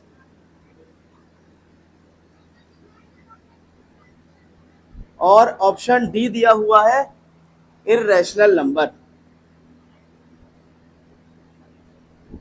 देखिए इस तरह वाले क्वेश्चन बहुत ज्यादा इंपॉर्टेंट होते हैं, जिसमें टॉपिक एक मतलब एक क्वेश्चन कई टॉपिक आपसे निकलवा रहा हूं। अब ये क्वेश्चन दे करके उन्होंने आपसे रियल नंबर भी पूछ लिया, यानी कि रियल नंबर का ज्ञान होना चाहिए आपको, नंबर सिस्टम का, और आपको पॉलिनोमियल का भी ज्ञान होना चाहिए, और पॉलिनोमियल के अंदर आपको ग्राफ के बारे में पता होना चाहिए कि कितनी जगह से कट करने पर कितने जीरोस बनते हैं, सारी चीजें, मतलब ये क्वेश्चन और पूरे सारे कॉन्सेप्ट आपसे बाहर आ रहे हैं। ऐसे क्वेश्चन हमेशा से बहुत इंपॉर्टेंट होते हैं, जिसमें क्वेश्चन एक हो और कॉन्सेप्ट 10 चैप्टर के पूछ लिए जाए। अगर ऐसा बन रहा है क्वेश्चन कहीं भी दिख जाए तो मान के चलिए वो बहुत ही बेहतरीन सा क्वेश्चन है, उसको जरूर लगाइए। तो अभी तक जितने हम लोगों ने करे हैं क्वेश्चन, उनमें सबसे अच्छा क्वेश्चन ये।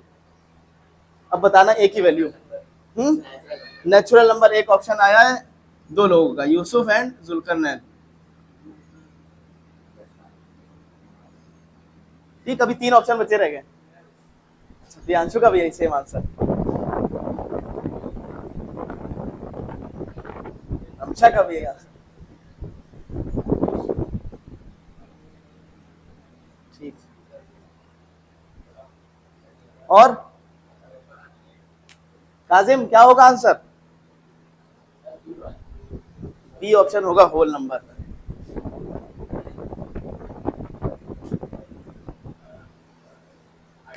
आइडिया नहीं, चलिए ठीक। देखिए क्वेश्चन पढ़िए क्या कह रहा था, quadratic polynomial ax square plus bx plus c is represented by this graph, then a is. अब ये जो पॉलिनोमियल है इसको ग्राफ को इससे रिप्रेजेंट किया जा रहा है, तो इसने कितनी जगह पे कट कर दिया है, एक्स एक्सिस को 2, यानी कि जो ग्राफ है उसके जीरोस कितने होंगे, 2 जीरोस है, ये श्योर शॉर्ट बात है। ठीक, ये श्योर शॉर्ट बात है कि नंबर ऑफ जीरोस इसके 2 होंगे। अब a की वैल्यू पूछी गई, a क्या है, तो देखिए कभी कभी जो ये ऑप्शंस वाले क्वेश्चंस होते हैं उसमें हम लोग इस तरह से भी अप्रोच लगाते हैं कि क्या नहीं हो सकता, फिर जो बच जाता है वही होगा, इस तरह से भी अप्रोच होती है, और कभी कभी डायरेक्ट मिल जाता है आंसर कि नहीं यही होगा फाइनल। तो अगर हम लोग अप्रोच वाली लगाने की कोशिश करते हैं कि क्या नहीं हो सकता, ठीक ना। तो देखिए पहला नंबर काजिम वाले को चेक करना चाह रहे थे हम, होल नंबर इन्होंने बताया, होल नंबर की शुरुआत कहाँ से होती है, 0 से होती है। ठीक है, बल्कि क्वेश्चन में पहले ही मेंशन कर रखा है, तो ये तो कंफर्म बात है कि होल नंबर तो होगा ही नहीं, बाकी 3 हो सकते थे। चलते फिर दूसरे अप्रोच पर। अब यहाँ पर आता है ग्राफ की ओपनिंग, पैराबोला की अगर ओपनिंग हमको मालूम है तो ये क्वेश्चन हमारे लिए बहुत आसान हो जाता है। पैराबोलिक की देखिए ओपनिंग, जब भी पैराबोला एक्स स्क्वायर के टर्म्स में दे रखा हो, ठीक, तो 2 पॉसिबिलिटी होती है, या तो ओपनिंग ऊपर की तरफ होगी या तो नीचे की तरफ, इस तरह से होगी, ठीक ना। अब इसकी ओपनिंग जो दिख रही है वो कैसी, डाउनवर्ड डायरेक्शन में। तो डाउनवर्ड डायरेक्शन में कैसी ओपनिंग होती है, जब हमारे पास जो एक्स स्क्वायर है वो वैल्यू कैसी मिल रही हो, जैसे कि जो ग्राफ होता है Y square is equal to 4ax एक ग्राफ बनता है, एक X square is equal to 4ay वाला बनता है। हमारा जो ग्राफ है वो कौन सा वाला है, X square is equal to 4ay वाला, ये वाला ग्राफ, क्योंकि यहाँ पर एक्स स्क्वायर की वैल्यू दे रखी है। तो ये जो ग्राफ्स होते हैं ये वाई एक्सिस पर खुलते और बंद होते हैं, मतलब ऊपर की तरफ या नीचे की तरफ, तो इसको हमें लेके चलना है। ठीक, एक्स स्क्वायर कोफिशिएंट है ए की वैल्यू अगर हम पॉजिटिव रखते हैं, ए की वैल्यू अगर हम पॉजिटिव रखते हैं तो ग्राफ की ओपनिंग होती है ये वाली। ठीक, ए की वैल्यू पॉजिटिव रखते हैं, ग्राफ की ओपनिंग कौन सी होती है, ये वाली ऑप्शन। ठीक, तो अब यहाँ पर नेचुरल नंबर कैसा है आपका, पॉजिटिव, तो ग्राफ की ओपनिंग ऐसे नहीं ऐसे होनी चाहिए थी। ठीक, यानी कि कितने लोग, 1 2 3 4, गड़बड़ हो गया आंसर। ठीक है, बात समझ में आई। ग्राफ की जो ओपनिंग है वो कैसी होनी चाहिए थी, ये 2 चीज ओपनिंग बताती है। ये बताएगी कब, जब आपका एक्स स्क्वायर का कोफिशिएंट आपका पॉजिटिव, अगर एक्स स्क्वायर का कोफिशिएंट नेगेटिव होगा तो ग्राफ की ओपनिंग कैसी होगी, नीचे की तरफ। अब ये क्योंकि क्वेश्चन में दे रखी है ओपनिंग इस तरह से, तो ये वाला ऑप्शन हमारा चला गया। ये ऑप्शन हो नहीं सकता क्योंकि ए 0 नहीं हो सकता। ठीक, इर्रेशनल नंबर को देखते हैं। इर्रेशनल नंबर में कौन कौन सी वैल्यू आती है, क्या सिर्फ पॉजिटिव आती है, नेगेटिव भी आती है। तो ये भी ऑप्शन हमारा पॉजिटिव नेगेटिव दोनों चीजें, मतलब ये पॉजिटिव तो पहले ही चला गया, इसमें इर्रेशनल में पॉजिटिव भी आएगा नेगेटिव भी आएगा, तो पॉजिटिव भी आ सकता है, पॉजिटिव हमें चाहिए नहीं है। क्या बचा, सिर्फ नेगेटिव इंटीजर्स वाली वैल्यू मिलेगी, तो सी ऑप्शन करेक्ट। ठीक, जितने क्वेश्चन करे अभी तक उसमें सबसे अच्छा क्वेश्चन यही था। समझ में आया ये? थोड़ा थोड़ा देखिए, असल में दिक्कत क्या थी, ये क्वेश्चन आप नहीं कर पाए तो कोई बड़ी बात नहीं, इस वजह से क्योंकि आप लोगों को पैराबोला की अभी इतना ज्यादा ज्ञान नहीं है। लेकिन बोर्ड में ये समझ लीजिए, बोर्ड में क्वेश्चन पूछा जाता है इस तरह का, ये इस तरह के क्वेश्चन बन सकते हैं बोर्ड में। ठीक, आएगा ही जरूरी नहीं है, कहने का मतलब वहां ये सब पूछा जा सके। ये मान के चलते हैं कि अगर आपने क्वाड्रेटिक पढ़ी हुई है तो फिर क्वाड्रेटिक के केस में आपको ये चीजें मालूम होनी चाहिए, पैराबोला का ओपनिंग कैसे कैसे होती है। ठीक, इसकी वजह से ये क्वेश्चन आपका इसमें पूछा गया। यहाँ तक क्लियर? तो यहाँ तक आपकी एक्सरसाइज फर्स्ट वाली कंप्लीट हो गई विद क्वेश्चंस। ठीक, अब उसके बाद नेक्स्ट एक्सरसाइज चलेंगे जो है रिलेशनशिप वाली। नया टॉपिक एक्सरसाइज जो आपका 2.2 से पहले का जो कॉन्सेप्ट है, यानी कि relationship between zeros and the coefficient of polynomial. ठीक, इस टॉपिक को पढ़ेंगे, आसान सा टॉपिक है ये भी, relationship between constant of polynomial and zeros of a polynomial.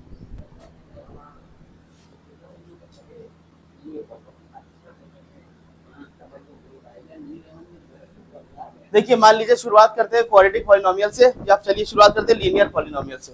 Constant से इसलिए नहीं क्योंकि कांस्टेंट के लिए तो जीरो होता ही नहीं है, जब जीरो नहीं होता तो उसे क्या रिलेशन बनेगा। सबसे पहले लीनियर पॉलिनोमियल को देखते हैं। कोई एक लीनियर पॉलिनोमियल अगर हमें दे रखा है ax प्लस b के फॉर्म में, अच्छा इसमें कंडीशन क्या लगेगी कि a की वैल्यू जीरो के बराबर नहीं होनी चाहिए, क्योंकि अगर a जीरो हो जाएगा तो बन जाएगा कांस्टेंट पॉलिनोमियल, कांस्टेंट बन जाएगा तो लीनियर नहीं रहेगा। तो एक लीनियर पॉलिनोमियल कंसीडर किया ax प्लस b। अब इसके जीरोस और कोएफिशिएंट पे रिलेशन फॉर्म करना है। जीरोस हमें कैसे मिलेगा? अगर हम सिंपली इसकी वैल्यू जीरो के बराबर इक्वेट कर दें तो x की वो वैल्यू जिसके लिए हमारे पास इस पॉलिनोमियल की वैल्यू जीरो आ जाएगी, वही हमारे क्या कहलाता है? जीरो ऑफ अ पॉलिनोमियल कहलाता है। तो px इक्वल्स टू जीरो का मतलब ax plus b equals to zero. x की वैल्यू हम यहाँ से फाइंड करना चाहते हैं, ax equals to minus b, x equals to minus b upon, यानी कि हमारे पास एक रिलेशन आ गया। डायरेक्टली अब हम जीरो ऑफ अ पॉलिनोमियल को फाइंड कर सकते हैं। ठीक है, एक तो ग्राफ से हम लोग देख रहे थे, अब हम लोग एनालिटिकली सॉल्व कर सकते हैं डायरेक्टली। अगर हमारे पास कोई भी इक्वेशन लिखी है ax प्लस b, तो सिंपली हम x यहाँ पे क्या करेंगे, कांस्टेंट टर्म माइनस साइन के साथ divided by coefficient of x। ठीक ना, जैसे मान लीजिए कोई क्वेश्चन कर भी लेते हैं, सपोज कर लीजिए 2x प्लस 3, हमें ये एक पॉलिनोमियल दिया हुआ है, हमसे कहा जा रहा है कि इस पॉलिनोमियल के जीरो फाइंड कर दीजिए। सिंपल हमारे लिए आंसर क्या है कि पॉलिनोमियल का जीरो कैसे होगा, कांस्टेंट टर्म माइनस साइन के साथ divided by coefficient of x। Coefficient of x क्या है हमारे पास? 2, तो -3/2 is the zero of this given polynomial. इसको वेरीफाई भी कर लेते हैं। x की जगह पर अगर हम वैल्यू रखते हैं -3/2, 2 इंटू एक्स की जगह पर रखा है -3/2, ये हो गया +3, ये कैंसिल हुआ, -3 + 3 value 0। So x equals to -3/2 is the zero of a polynomial. Clear? तो जब भी हमारे पास लीनियर पॉलिनोमियल होगा तो हम बहुत आसानी के साथ उसका जीरो फाइंड कर लेंगे। नेक्स्ट पॉलिनोमियल पर चलते हैं जो कि है क्वाड्रेटिक पॉलिनोमियल। तो क्वाड्रेटिक पॉलिनोमियल में कितने जीरोस मिलेंगे? मैक्सिमम 2। ये कॉन्सेप्ट आपका अच्छी तरह से क्लियर हो चुका है। क्वाड्रेटिक पॉलिनोमियल्स में नंबर ऑफ जीरोस जो मिलेंगे वो 2 मिलेंगे। तो नंबर ऑफ जीरोस जो है वो हमने मान लिया, एक है जीरो अल्फा और दूसरा है बीटा। पॉलिनोमियल हमारा क्या दे रखा है, मान लेते हैं पॉलिनोमियल गिवन है ax² plus bx plus c such that a is not equal to 0। Coefficient of x² 0 नहीं होना चाहिए, 0 हो गया तो ये पॉलिनोमियल क्वाड्रेटिक रह नहीं जाएगा। ठीक, तो अल्फा और बीटा हमारे पास एक दो रूट्स हैं इसके, मैक्सिमम जो रूट हो सकते हैं। तो अब इस केस में हम लोग देखेंगे कि हमारे पास एक तो सम ऑफ द रूट्स का फॉर्मूला मिलेगा, सम ऑफ द जीरोस कह लीजिए, मतलब सम ऑफ द जीरोस, यानी कि अल्फा प्लस बीटा। अल्फा और बीटा इसके जीरोस है, इनको जब ऐड करेंगे तो इसकी वैल्यू हमेशा मिलेगी बराबर किसके, -b अपॉन a, या फिर इसको हम लिख सकते हैं माइनस कोएफिशिएंट ऑफ, नहीं b क्या है, b कोएफिशिएंट ऑफ x है, माइनस साइन के साथ coefficient of x divided by a, coefficient of x square, ये रिलेशन मिलेगा। ठीक है, सम ऑफ द जीरोस क्या हो जाएगा, -b अपॉन a, और एक हमें मिलेगा product of the zeros, product of the zeros, यानी कि अल्फा इंटू बीटा, इसकी वैल्यू किसके बराबर हो जाएगी, c upon a, plus sign के साथ। साइन का जरूर ख्याल रखना है, c का मतलब constant term divided by coefficient of x square. तो डिनोमिनेटर में हमेशा कोफिशिएंट ऑफ एक्स स्क्वायर आ रहा है, चाहे वो प्रोडक्ट निकाले चाहे वो सम निकाले। ठीक, इसको एक एग्जांपल से कर लेते हैं। मान लीजिए कोई पॉलिनोमियल हमारे पास दे रखा है, quadratic polynomial 2x square plus 3x और प्लस 1। ठीक, या फिर कर लेते हैं 4 कर लेते हैं इसको, 2x square plus 3x plus 4 नहीं बल्कि 2 कर लेते हैं, 2 2 4 और 4x माइनस माइनस करना पड़ेगा। ठीक, ये पॉलिनोमियल दे रखा है, क्वाड्रेटिक पॉलिनोमियल दे रखा है 2x square plus 3x minus 2। तो हम लोग इसको वेरीफाई करेंगे इस रिलेशन को। तो वेरीफाई करने से पहले हमारे पास जीरोस होने चाहिए, तो पहले जीरोस निकाल लेते हैं। जीरोस निकालने के लिए क्या करेंगे, इसको जीरो के बराबर सिंपली इक्वेट करना है। px की वैल्यू आ गई हमारे पास जीरो के बराबर, तो वैल्यू आई 2x square plus 3x minus 2 is equal to 0। अब ये क्वाड्रेटिक इक्वेशन बन गई, इसको स्प्लिटिंग द मिडिल टर्म से सॉल्व कर सकते हैं। तो 2x स्क्वायर यानी कि 2 इंटू 2 हमें 4 चाहिए, ठीक है, और 4 का जो चाहिए वो वैल्यू क्या चाहिए, प्लस 3x आनी चाहिए। प्लस 3x को लिख सकते हैं 4x माइनस x, ये माइनस 2 हो गया। इसमें कॉमन क्या बन रहा है 2x, x प्लस 2, ये माइनस 1 कॉमन आया, x प्लस 2 बराबर 0। ये वैल्यू x प्लस 2 कॉमन है, तो 2x minus 1 is equal to 0। अब जब प्रोडक्ट ऑफ दो अलजेब्रिक एक्सप्रेशन 0 के बराबर होगा, इसमें या तो ये 0 होगा या तो ये 0 होगा।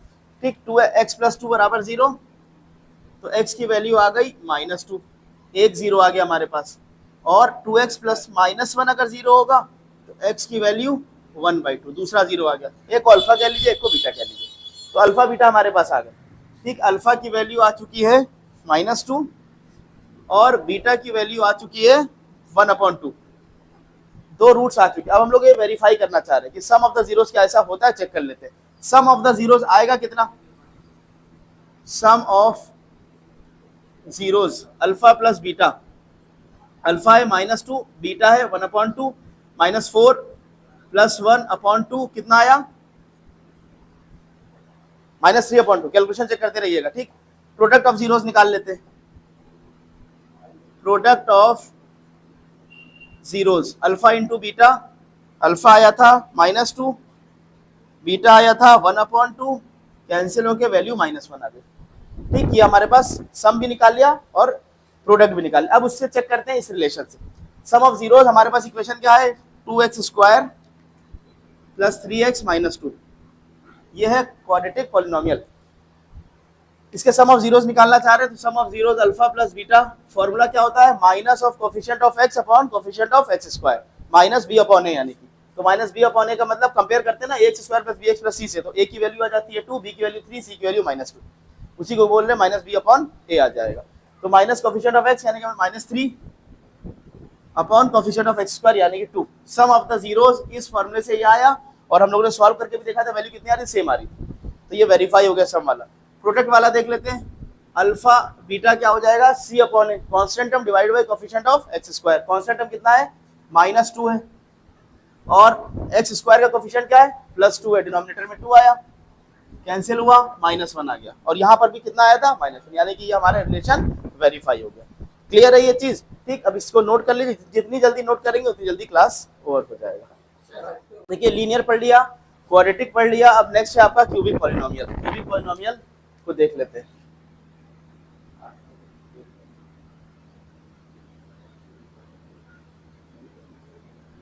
क्यूबिक पॉलिनोमियल्स,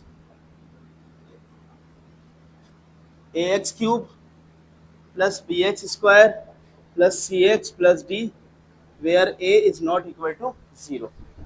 तो पहला क्वेश्चन तो यही बनता है कि क्यूबिक पॉलिनोमियल है तो मैक्सिमम नंबर ऑफ जीरोस कितने होंगे, 3 जीरोस होंगे। ठीक है, तो जीरो हमने मान लिया एक अल्फा है, एक है बीटा और तीसरा जीरो है गामा।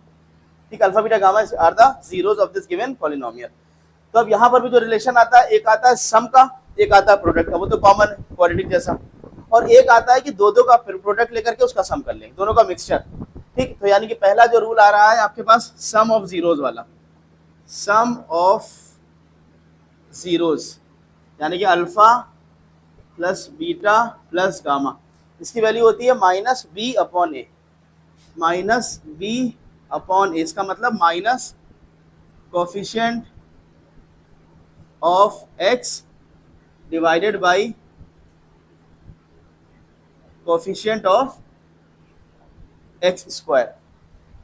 फिर उसके बाद सेकंड इसका लेते हैं कि हम दो दो जीरोस का प्रोडक्ट लेंगे और सम कर देंगे, यानी कि alpha into beta plus beta into gamma plus gamma into alpha.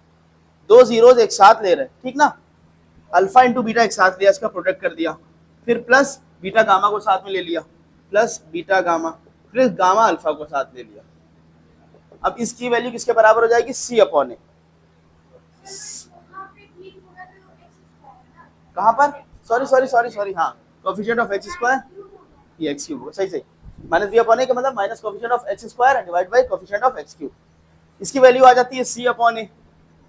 सी अपॉन ए का मतलब सी किसका कोफिशिएंट है, एक्स का, तो coefficient of X divided by A का मतलब coefficient of x cube, coefficient of x cube, ये सी अपॉन, ये पॉजिटिव में रहेगा। देखिए अल्टरनेट वाइज माइनस प्लस चलता है, पहले माइनस फिर प्लस फिर माइनस, जैसे उसमें चल रहा था, पहले माइनस फिर प्लस, दो ही था, इसमें तीन आ जा रहा है। अब तीनों को एक साथ ले रहे हैं, अल्फा बीटा और गामा, तीनों जीरोस का प्रोडक्ट क्या आ जा रहा है, सी तक हो गया, नेक्स्ट कांस्टेंट टर्म पे आ गए, डी अपॉन ए, यहाँ माइनस था ये प्लस था, अब क्या आएगा, माइनस आएगा, ठीक, माइनस डी अपॉन ए। तो माइनस डी का मतलब माइनस कांस्टेंट डिवाइडेड बाई ए का मतलब कोफिशिएंट ऑफ एक्स क्यूब, ये वैल्यू आ गई कोफिशिएंट ऑफ एक्स क्यूब, ठीक। इसको नोट कर लीजिए, आपका क्यूबिक पॉलिनोमियल तक हो गया। स्टार्ट किया जाए क्वेश्चंस। तो सबसे पहले कोई हल्का फुल्का क्वेश्चन उठा लें।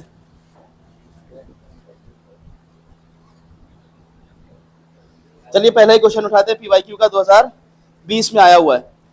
If 1 0 of a quadratic polynomial k x square plus 3x, हम सिर्फ पॉलिनोमियल यहां लिख रहे हैं, k x square plus 3x plus के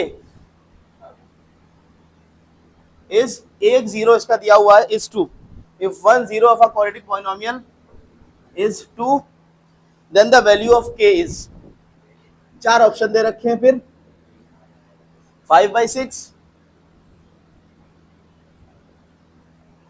देन -5/6 और 6/5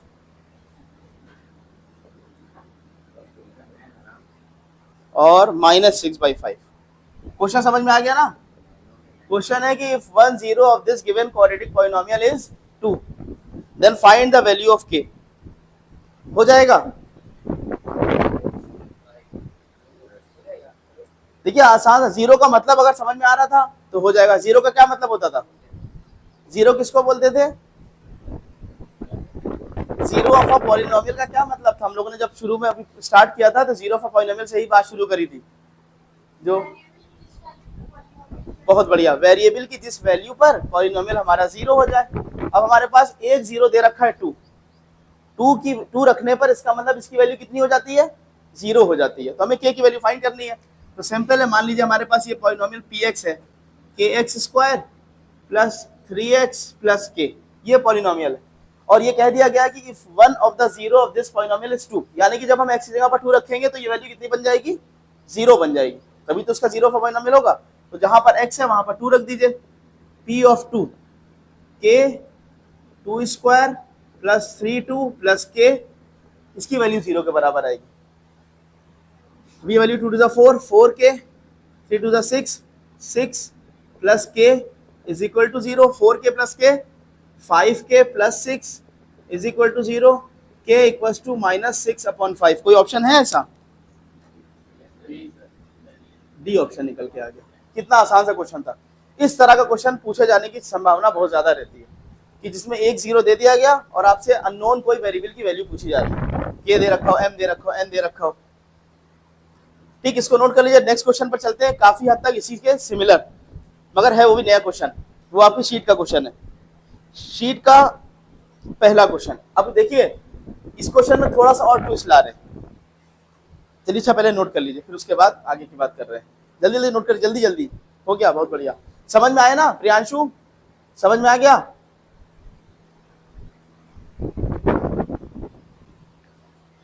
देखिए अब वैल्यू आ गई, ठीक है। अब क्वेश्चन जो है सेम इसी पैटर्न पर, इसी लैंग्वेज पे, लेकिन उस क्वेश्चन में थोड़ा सा ट्विस्ट कर दिया गया। यहाँ पर हमारे लिए आसानी थी कि उस वेरिएबल की उस जीरो की वैल्यू दे दी गई थी।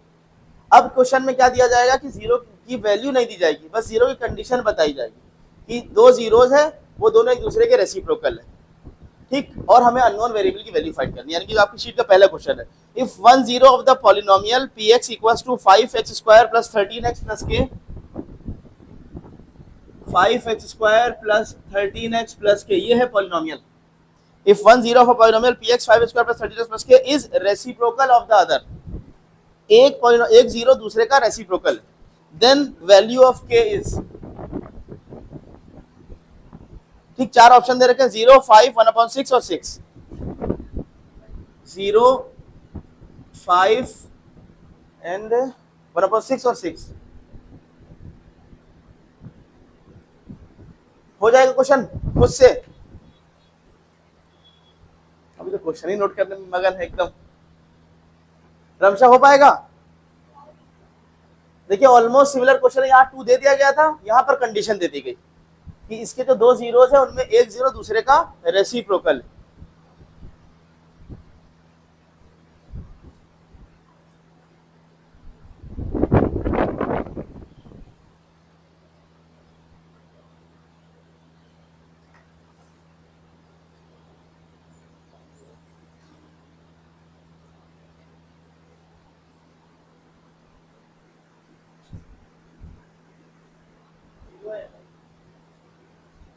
चलिए प्रियांशु का आंसर आया 0।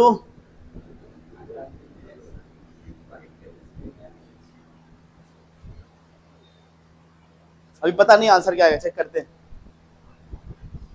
जल्दी, और जल्दी जल्दी करिए ना, इतना टाइम लेने वाला क्वेश्चन नहीं है ये।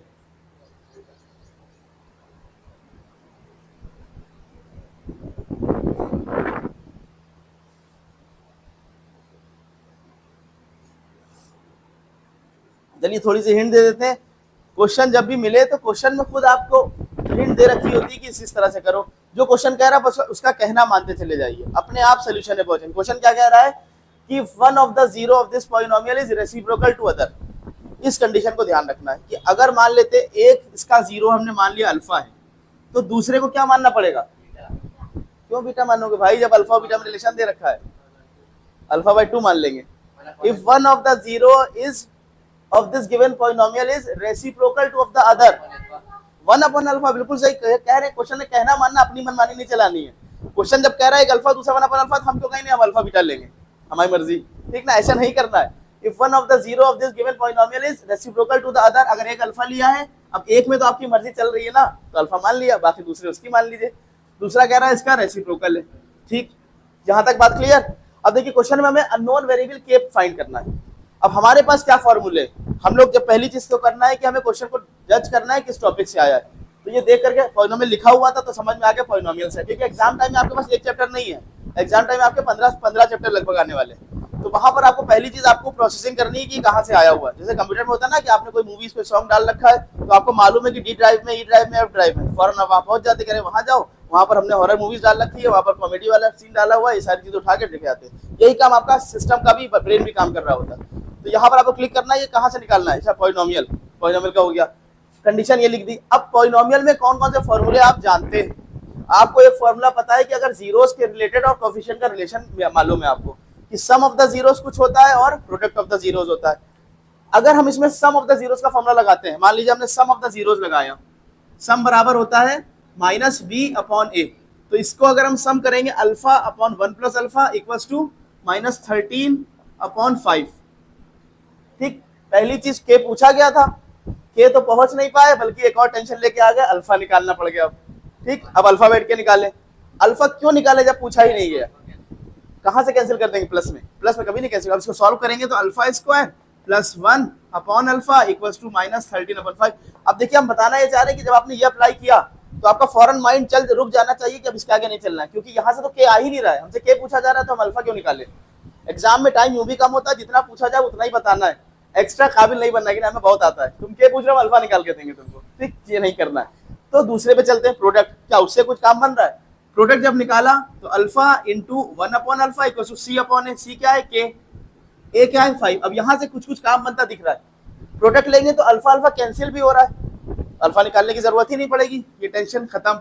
1 equals to k upon 5, cross multiply कर दिया, k की वैल्यू आ गई 5। अब ढूंढना है ऑप्शन, ऑप्शन लॉक किया जाए, बहुत बढ़िया, ऑप्शन बी आपका आ गया 5। समझ में आया? ये आसान सा क्वेश्चन था, ठीक। जीरो कहां से ले आए थे? घर से, बाग से, आम के बाग से अमरूद लेकर के आ रहे। ठीक, क्वेश्चन नोट कर ली, जल्दी जल्दी करिए फिर उसके बाद, ताकि तभी क्वेश्चन, तभी आपकी छुट्टी मिल पाएगी, नहीं तो क्लास चलता रहेगा चलता रहेगा चलता रहेगा। बहुत बढ़िया, प्रियांशु को बहुत जल्दी चाहिए छुट्टी की, समझ में आ गया।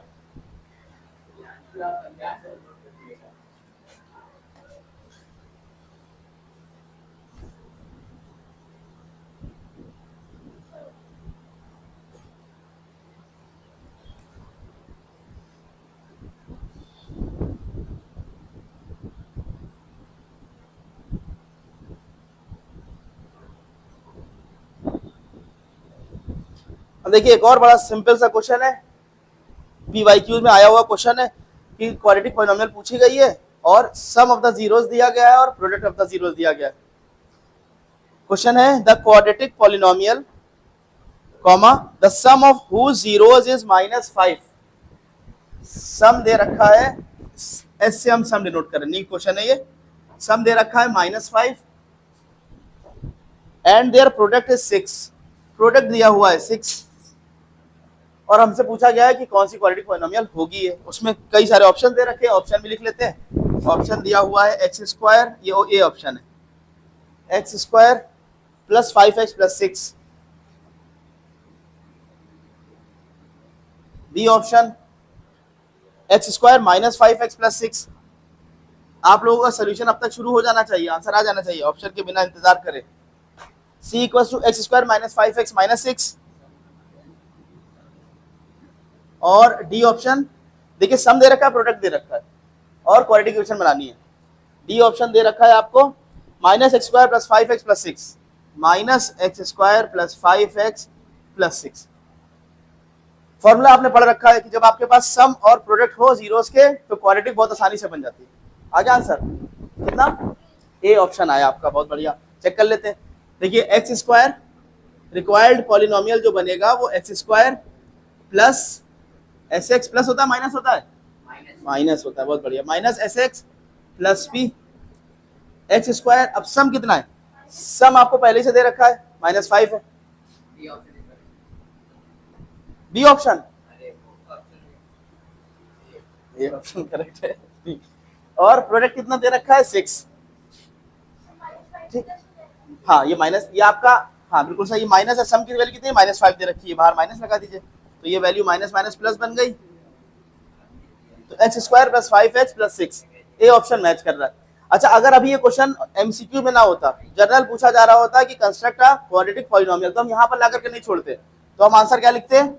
k टाइम्स x² + 5x + 6, ये हमारी रिक्वायर्ड पॉलिनोमियल बनता। लेकिन क्योंकि एमसीक्यूज में से, तो k की वैल्यू 1 ले ली गई है, 1 लेने पर ये वाली मैच कर रही वैल्यू, तो इसका मतलब ए ऑप्शन हो जाएगा। आसान सा क्वेश्चन था, हो गया ना क्वेश्चन, समझ में आया? देखिए जितना पढ़ा उसके कॉन्सेप्ट से कुछ बाहर नहीं आने वाला है, वही सारी टॉपिक्स रिपीट होकर घुमा फिरा के पूछे जा रहे हैं।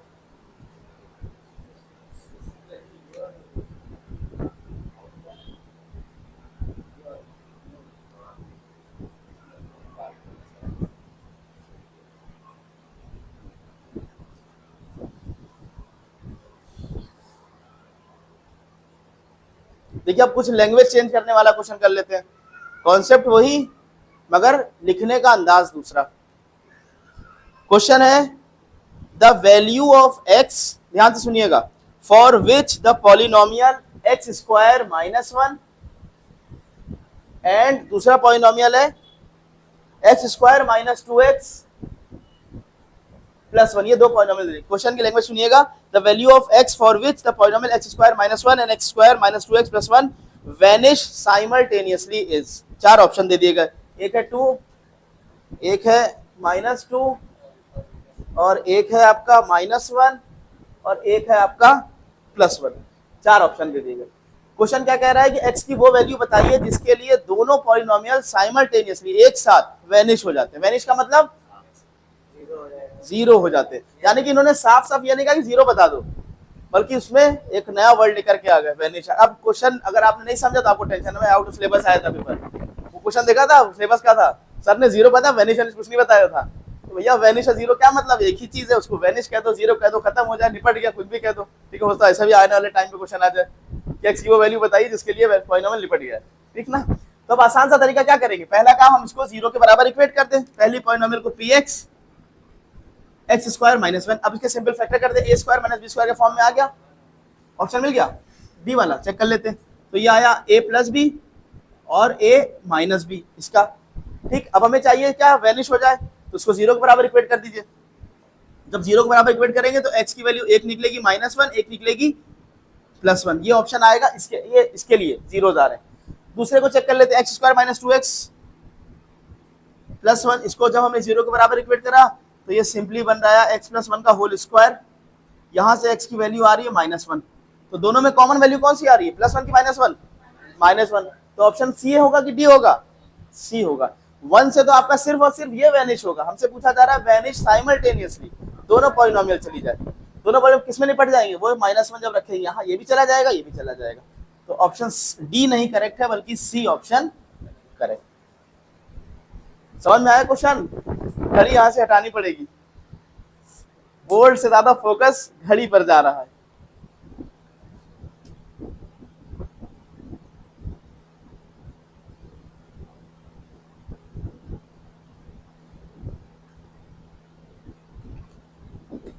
चलिए एक आसान सा क्वेश्चन, एकदम हल्के लेवल का।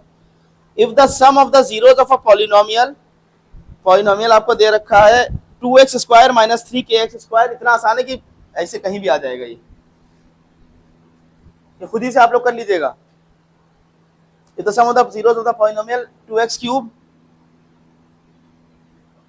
माइनस 3kx स्क्वायर, अब ये क्यूब देख के डरना नहीं है, क्यूब भी आता है आपको, क्वाड्रेटिक भी आता है, लीनियर भी आता है और कांस्टेंट भी आता है, कैसा भी आ जाए कोई टेंशन नहीं, प्लस 4x माइनस 5 इज 6। क्या क्वेश्चन कह रहा है, the sum of the zeros of this given quadratic polynomial is 6, इसका जो सम है वो दे रखा है 6, then the value of k is, k की वैल्यू बतानी, ऑप्शन यहां लिख दे रहे हैं क्योंकि हो सकता है स्क्रीन पर ना आ रहे, चार ऑप्शन है,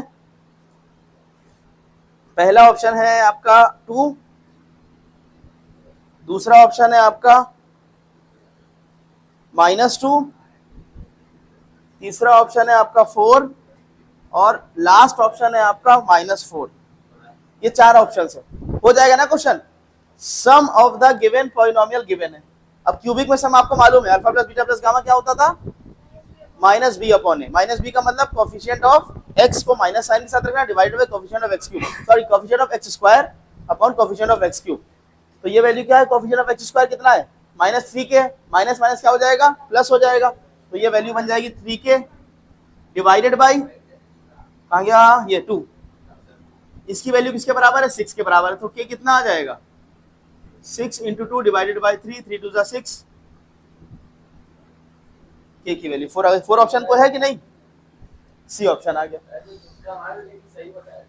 चलिए बहुत अच्छी बात है, तुक्का नहीं मारना है तो सिंपल समझ में आया होगा ना, कर लिया होगा भाई, भरोसा रखिए, मतलब यहाँ तुक्के मारने की प्रैक्टिस कर रहे हैं, यहाँ देखिए कितने तुक्के बैठते हो ऐसे एग्जाम में।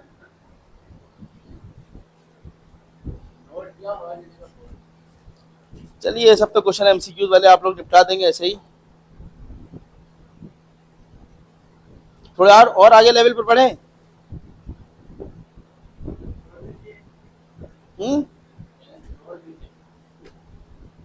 कुछ अच्छे क्वेश्चन तो कर लीजिए।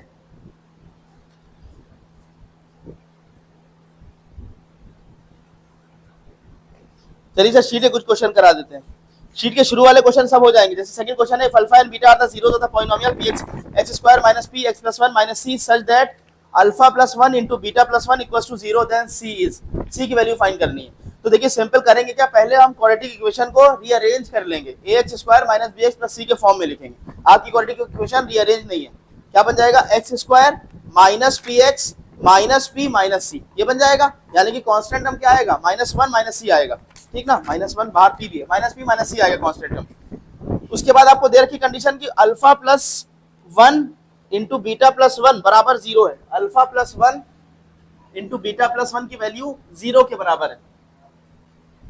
Alpha plus one into beta plus one, ये कंडीशन दे रखी है। और आपको क्वाड्रेटिक पॉलिनोमियल भी दे रखा है, तो पहले इसको मल्टीप्लाई कर लेंगे सिंपल। अल्फा इंटू इससे हो जाएगा, इसको इससे कर लिया, इसको इसके साथ multiply, alpha beta plus beta plus one is equal to 0। Alpha beta ये हो गया, ये सम हो गया, ये तो कांस्टेंट टर्म है।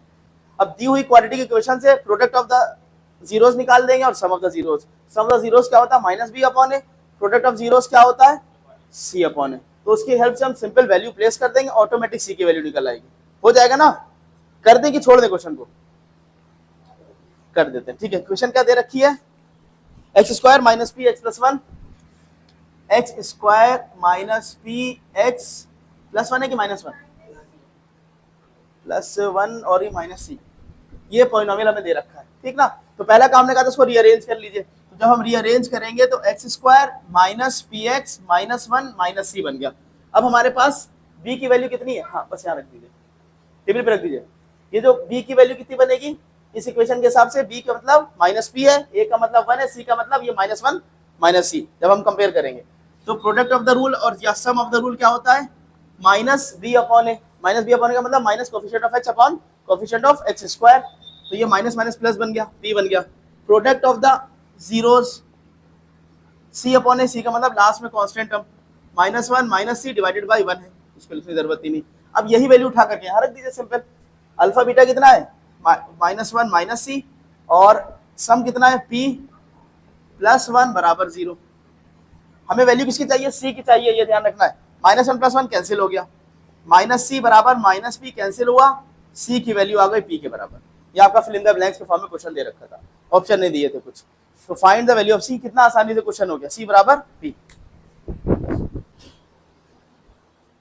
लास्ट क्वेश्चन बस अब करते हैं, ठीक ना। उसके बाद बचे हुए क्वेश्चंस नेक्स्ट टर्न पर डिस्कस करेंगे। If alpha and beta are the zeros of the polynomial 2x square minus 4x plus 4। ये आपको पॉलिनोमियल दे रखा है 2x square minus 4x plus 5, और कंडीशन ये दी रखी है कि alpha and beta are the zeros of this given polynomial. Find the values of, पहला पूछ रहा है alpha square plus beta square की वैल्यू क्या होगी, ठीक। तो वन बाय वन करते हैं। तो देखिए अल्फा बीटा दे रखा है आपको, और आपको मालूम है सम और प्रोडक्ट में रिलेशन मालूम है। तो अल्फा प्लस बीटा की वैल्यू कितनी बनेगी? Minus B upon a, minus b का मतलब माइनस 4, ए का मतलब 2, 4 अपॉन 2, ये वैल्यू आई 2, यानी कि अल्फा प्लस बीटा है हमारा 2 के बराबर। Product of zeros c upon A होता है, c है हमारा 5 और a है हमारा 2, तो अल्फा बीटा की वैल्यू आ गई 5.2। पूछी किसकी वैल्यू गई? Alpha square plus beta square. तो हमारे पास इंडिविजुअली अलग अलग वैल्यूज नहीं है। तो इस तरह के क्वेश्चन में हम लोग कोशिश क्या करते हैं कि alpha square plus beta square मिलेगा कहाँ हमको? अल्फा प्लस बीटा का होल स्क्वायर अगर हम कर दें तो अल्फा प्लस बीटा स्क्वायर का होल स्क्वायर करने पर क्या होगा? A square plus B square plus 2ab, ठीक ना। हमें वैल्यू चाहिए सिर्फ इसकी, तो बस सिर्फ इसको निकाल लीजिए। Alpha square plus beta square बराबर अल्फा प्लस बीटा का whole square minus 2 alpha beta. अब देखिए आपके पास ये वैल्यू भी है, अल्फा बीटा की वैल्यू भी है। अल्फा प्लस बीटा कितना है? 2, तो 2 का square minus twice alpha beta कितना है? 5/2, 2 से 2 कैंसिल, 2 2 4, 4 माइनस 5 कितना बना? -1। तो alpha square plus beta square की वैल्यू आ गई -1। इसी में एक पार्ट और पूछा गया है, वैल्यू फाइंड करनी 1 अपॉन अल्फा, ये भी बहुत आसान है। 1 upon alpha plus 1 upon beta, बस सिंप्लीफाई कर दिए, सिंपल, ठीक ना। इसकी वैल्यू हम लोग, अल्फा बीटा हमारा एलसीएम आ गया, alpha plus beta. Alpha plus beta की वैल्यू कितनी है? 2 है, और प्रोडक्ट रूल अल्फा बीटा की वैल्यू कितनी है? 5/2 है, तो यानी कि ये मिल गई 4/5, ठीक। नेक्स्ट पार्ट पर चलते हैं, third part, alpha minus beta का होल स्क्वायर।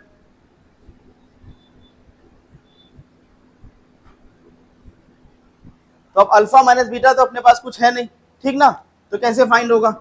तो देखिए अल्फा माइनस बीटा का होल स्क्वायर, इसको अगर हम एक्सपेंड कर दें, alpha square plus beta square minus 2 alpha beta. एक तो तरीका ये हो गया, अगर ये क्वेश्चन सीक्वेंस में दे रखा, जैसे 5 पार्ट दिए थे इसके, तो अब यहाँ पर हम लोग सीधे निकाल सकते हैं। Alpha square plus beta square पहले पार्ट में निकाल लिया है, पहले पार्ट में निकाला था, कितना आया था? पहले पार्ट में वैल्यू आई थी -1, तो इसकी जगह पर हम रख दें -1 -2, और अल्फा बीटा की वैल्यू अपने पास है कितनी है? 5/2 है, 5/2 है, तो इसको 5/2 कर दें। ये कैंसिल हुआ, -1 -5 मिलके -6 हो गया, ये आंसर आ गया। एक तरीका तो ये था। मान लेते क्वेश्चन अगर डायरेक्ट होता कि सिर्फ find the value of alpha minus beta का होल स्क्वायर। अब देखिए एक और चीज कि अगर ये तो क्वेश्चन हमारे पास सीक्वेंस में था तो हम लोग डायरेक्टली कर दिया। अगर डायरेक्ट क्वेश्चन पूछा जाता है कि alpha and beta are the zeros of this given polynomial and then find the value of alpha minus beta का होल स्क्वायर, तो हम लोग किस तरह से इसको करते? अल्फा माइनस बीटा का होल स्क्वायर निकालने के लिए हमें क्या करना पड़ता? ये वैल्यू आती है alpha square plus beta square -2 alpha beta, ठीक, ये वैल्यू आती। अब इसमें करते क्या कि alpha square plus beta square अपने पास था नहीं, तो alpha square plus beta square को जैसे यहाँ निकाला था सेम उसी तरह से करते, यानी कि हम इसको लिख सकते थे अल्फा प्लस बीटा का होल स्क्वायर। ये बन जाएगा alpha square plus beta square +2 alpha beta, +2 alpha beta extra आ रहा था तो उसको माइनस करना पड़ता लास्ट में, -2 अल्फा बीटा -2 अल्फा बीटा, सब मिला जुला के अल्फा प्लस बीटा का होल स्क्वायर, ये बन जाता -4 अल्फा बीटा। अब अल्फा प्लस बीटा की वैल्यू अपने पास वैल्यू है और अल्फा बीटा की भी वैल्यू है। अल्फा प्लस बीटा कितना है? 2 है, तो ये बन जाएगा 2 स्क्वायर -4 अल्फा बीटा की वैल्यू कितनी है? 5/2 है, 4 -10 कितना आ गया? -6, सेम वैल्यू आ गई, -6 जो अभी आई थी वैल्यू, सेम वैल्यू यहाँ से भी आ गई, ठीक। इसी का फोर्थ पार्ट पर चलते हैं। फोर्थ पार्ट में क्या पूछा है? 1 alpha square plus 1 beta square. अब इसमें एलसीएम ले लीजिए, अल्फा स्क्वायर बीटा स्क्वायर, ये आपका आ गया alpha square plus beta square. Alpha square plus beta square कहीं निकाला है कोई पार्ट में? निकाल चुके हैं पहले ही पार्ट में। Alpha square plus beta square की वैल्यू है कितनी? -1 है, तो ये वैल्यू -1, और डिनोमिनेटर में अल्फा बीटा का होल स्क्वायर, अल्फा बीटा कितना आया है? 5/2, 5/2 का होल स्क्वायर, ये वैल्यू आ गई -4/25, ये 25/4 हो जाएगा, तो ये वैल्यू ऊपर जाएगी, 4 हो गया, डिनोमिनेटर 25 आ गया, ठीक। फोर्थ पार्ट के बाद अब चलते हैं लास्ट पार्ट इस क्वेश्चन का, फिफ्थ पार्ट। वो कितना है? Alpha square plus beta square. Alpha square plus beta square तो अभी शायद निकाला है ना, पहले ही पार्ट था, ये पहले ही पार्ट जैसा था, सिमिलर है, ठीक, तो वैल्यू सेम आएगी, जरूरत नहीं आएगी 4 ही पार्ट मान के चलने। तो इस तरह के क्वेश्चंस मिलते हैं, ठीक। काजी पिक्चर में बड़ी खुशी, ठीक, लेक्चर फाइनली ओवर हो गया, लेकिन अब इसमें क्वेश्चंस और थे और कर सकते थे, ठीक। तो इसको हम लोग अभी यही रोक रहे हैं, क्योंकि बहुत से घर वाले भी परेशान हैं, बहुत से बच्चे भी परेशान हैं कि भाई बहुत लंबा क्लास चलता जा रहा है। तो इस क्लास को यही पर होल्ड कर रहे हैं, उसके बाद आगे जो कंटिन्यूएशन में वो नेक्स्ट संडे को इसके आगे कुछ और क्वेश्चंस कर लेंगे, ठीक। अब इतना करने के बाद आपके समझ में तो आ गया होगा कि आप खुद कर सकते हैं। जो आपको शीट दी जा रही है कोशिश करिए कि खुद से ट्राई करिए, और उसमें जो जो क्वेश्चन में आपके अटकते जा रहे हैं उस पर आप टिक करते चले जाइए। तो उसके बाद जब नेक्स्ट टाइम में मिलेंगे तो वो क्वेश्चन हमसे पूछ लीजिएगा, ठीक। शीट सबके पास मिल चुकी है ना? चलिए, आपको नहीं मिली क्या शीट? जिसके पास शीट नहीं है शीट ले लें, ठीक है। Thank you class.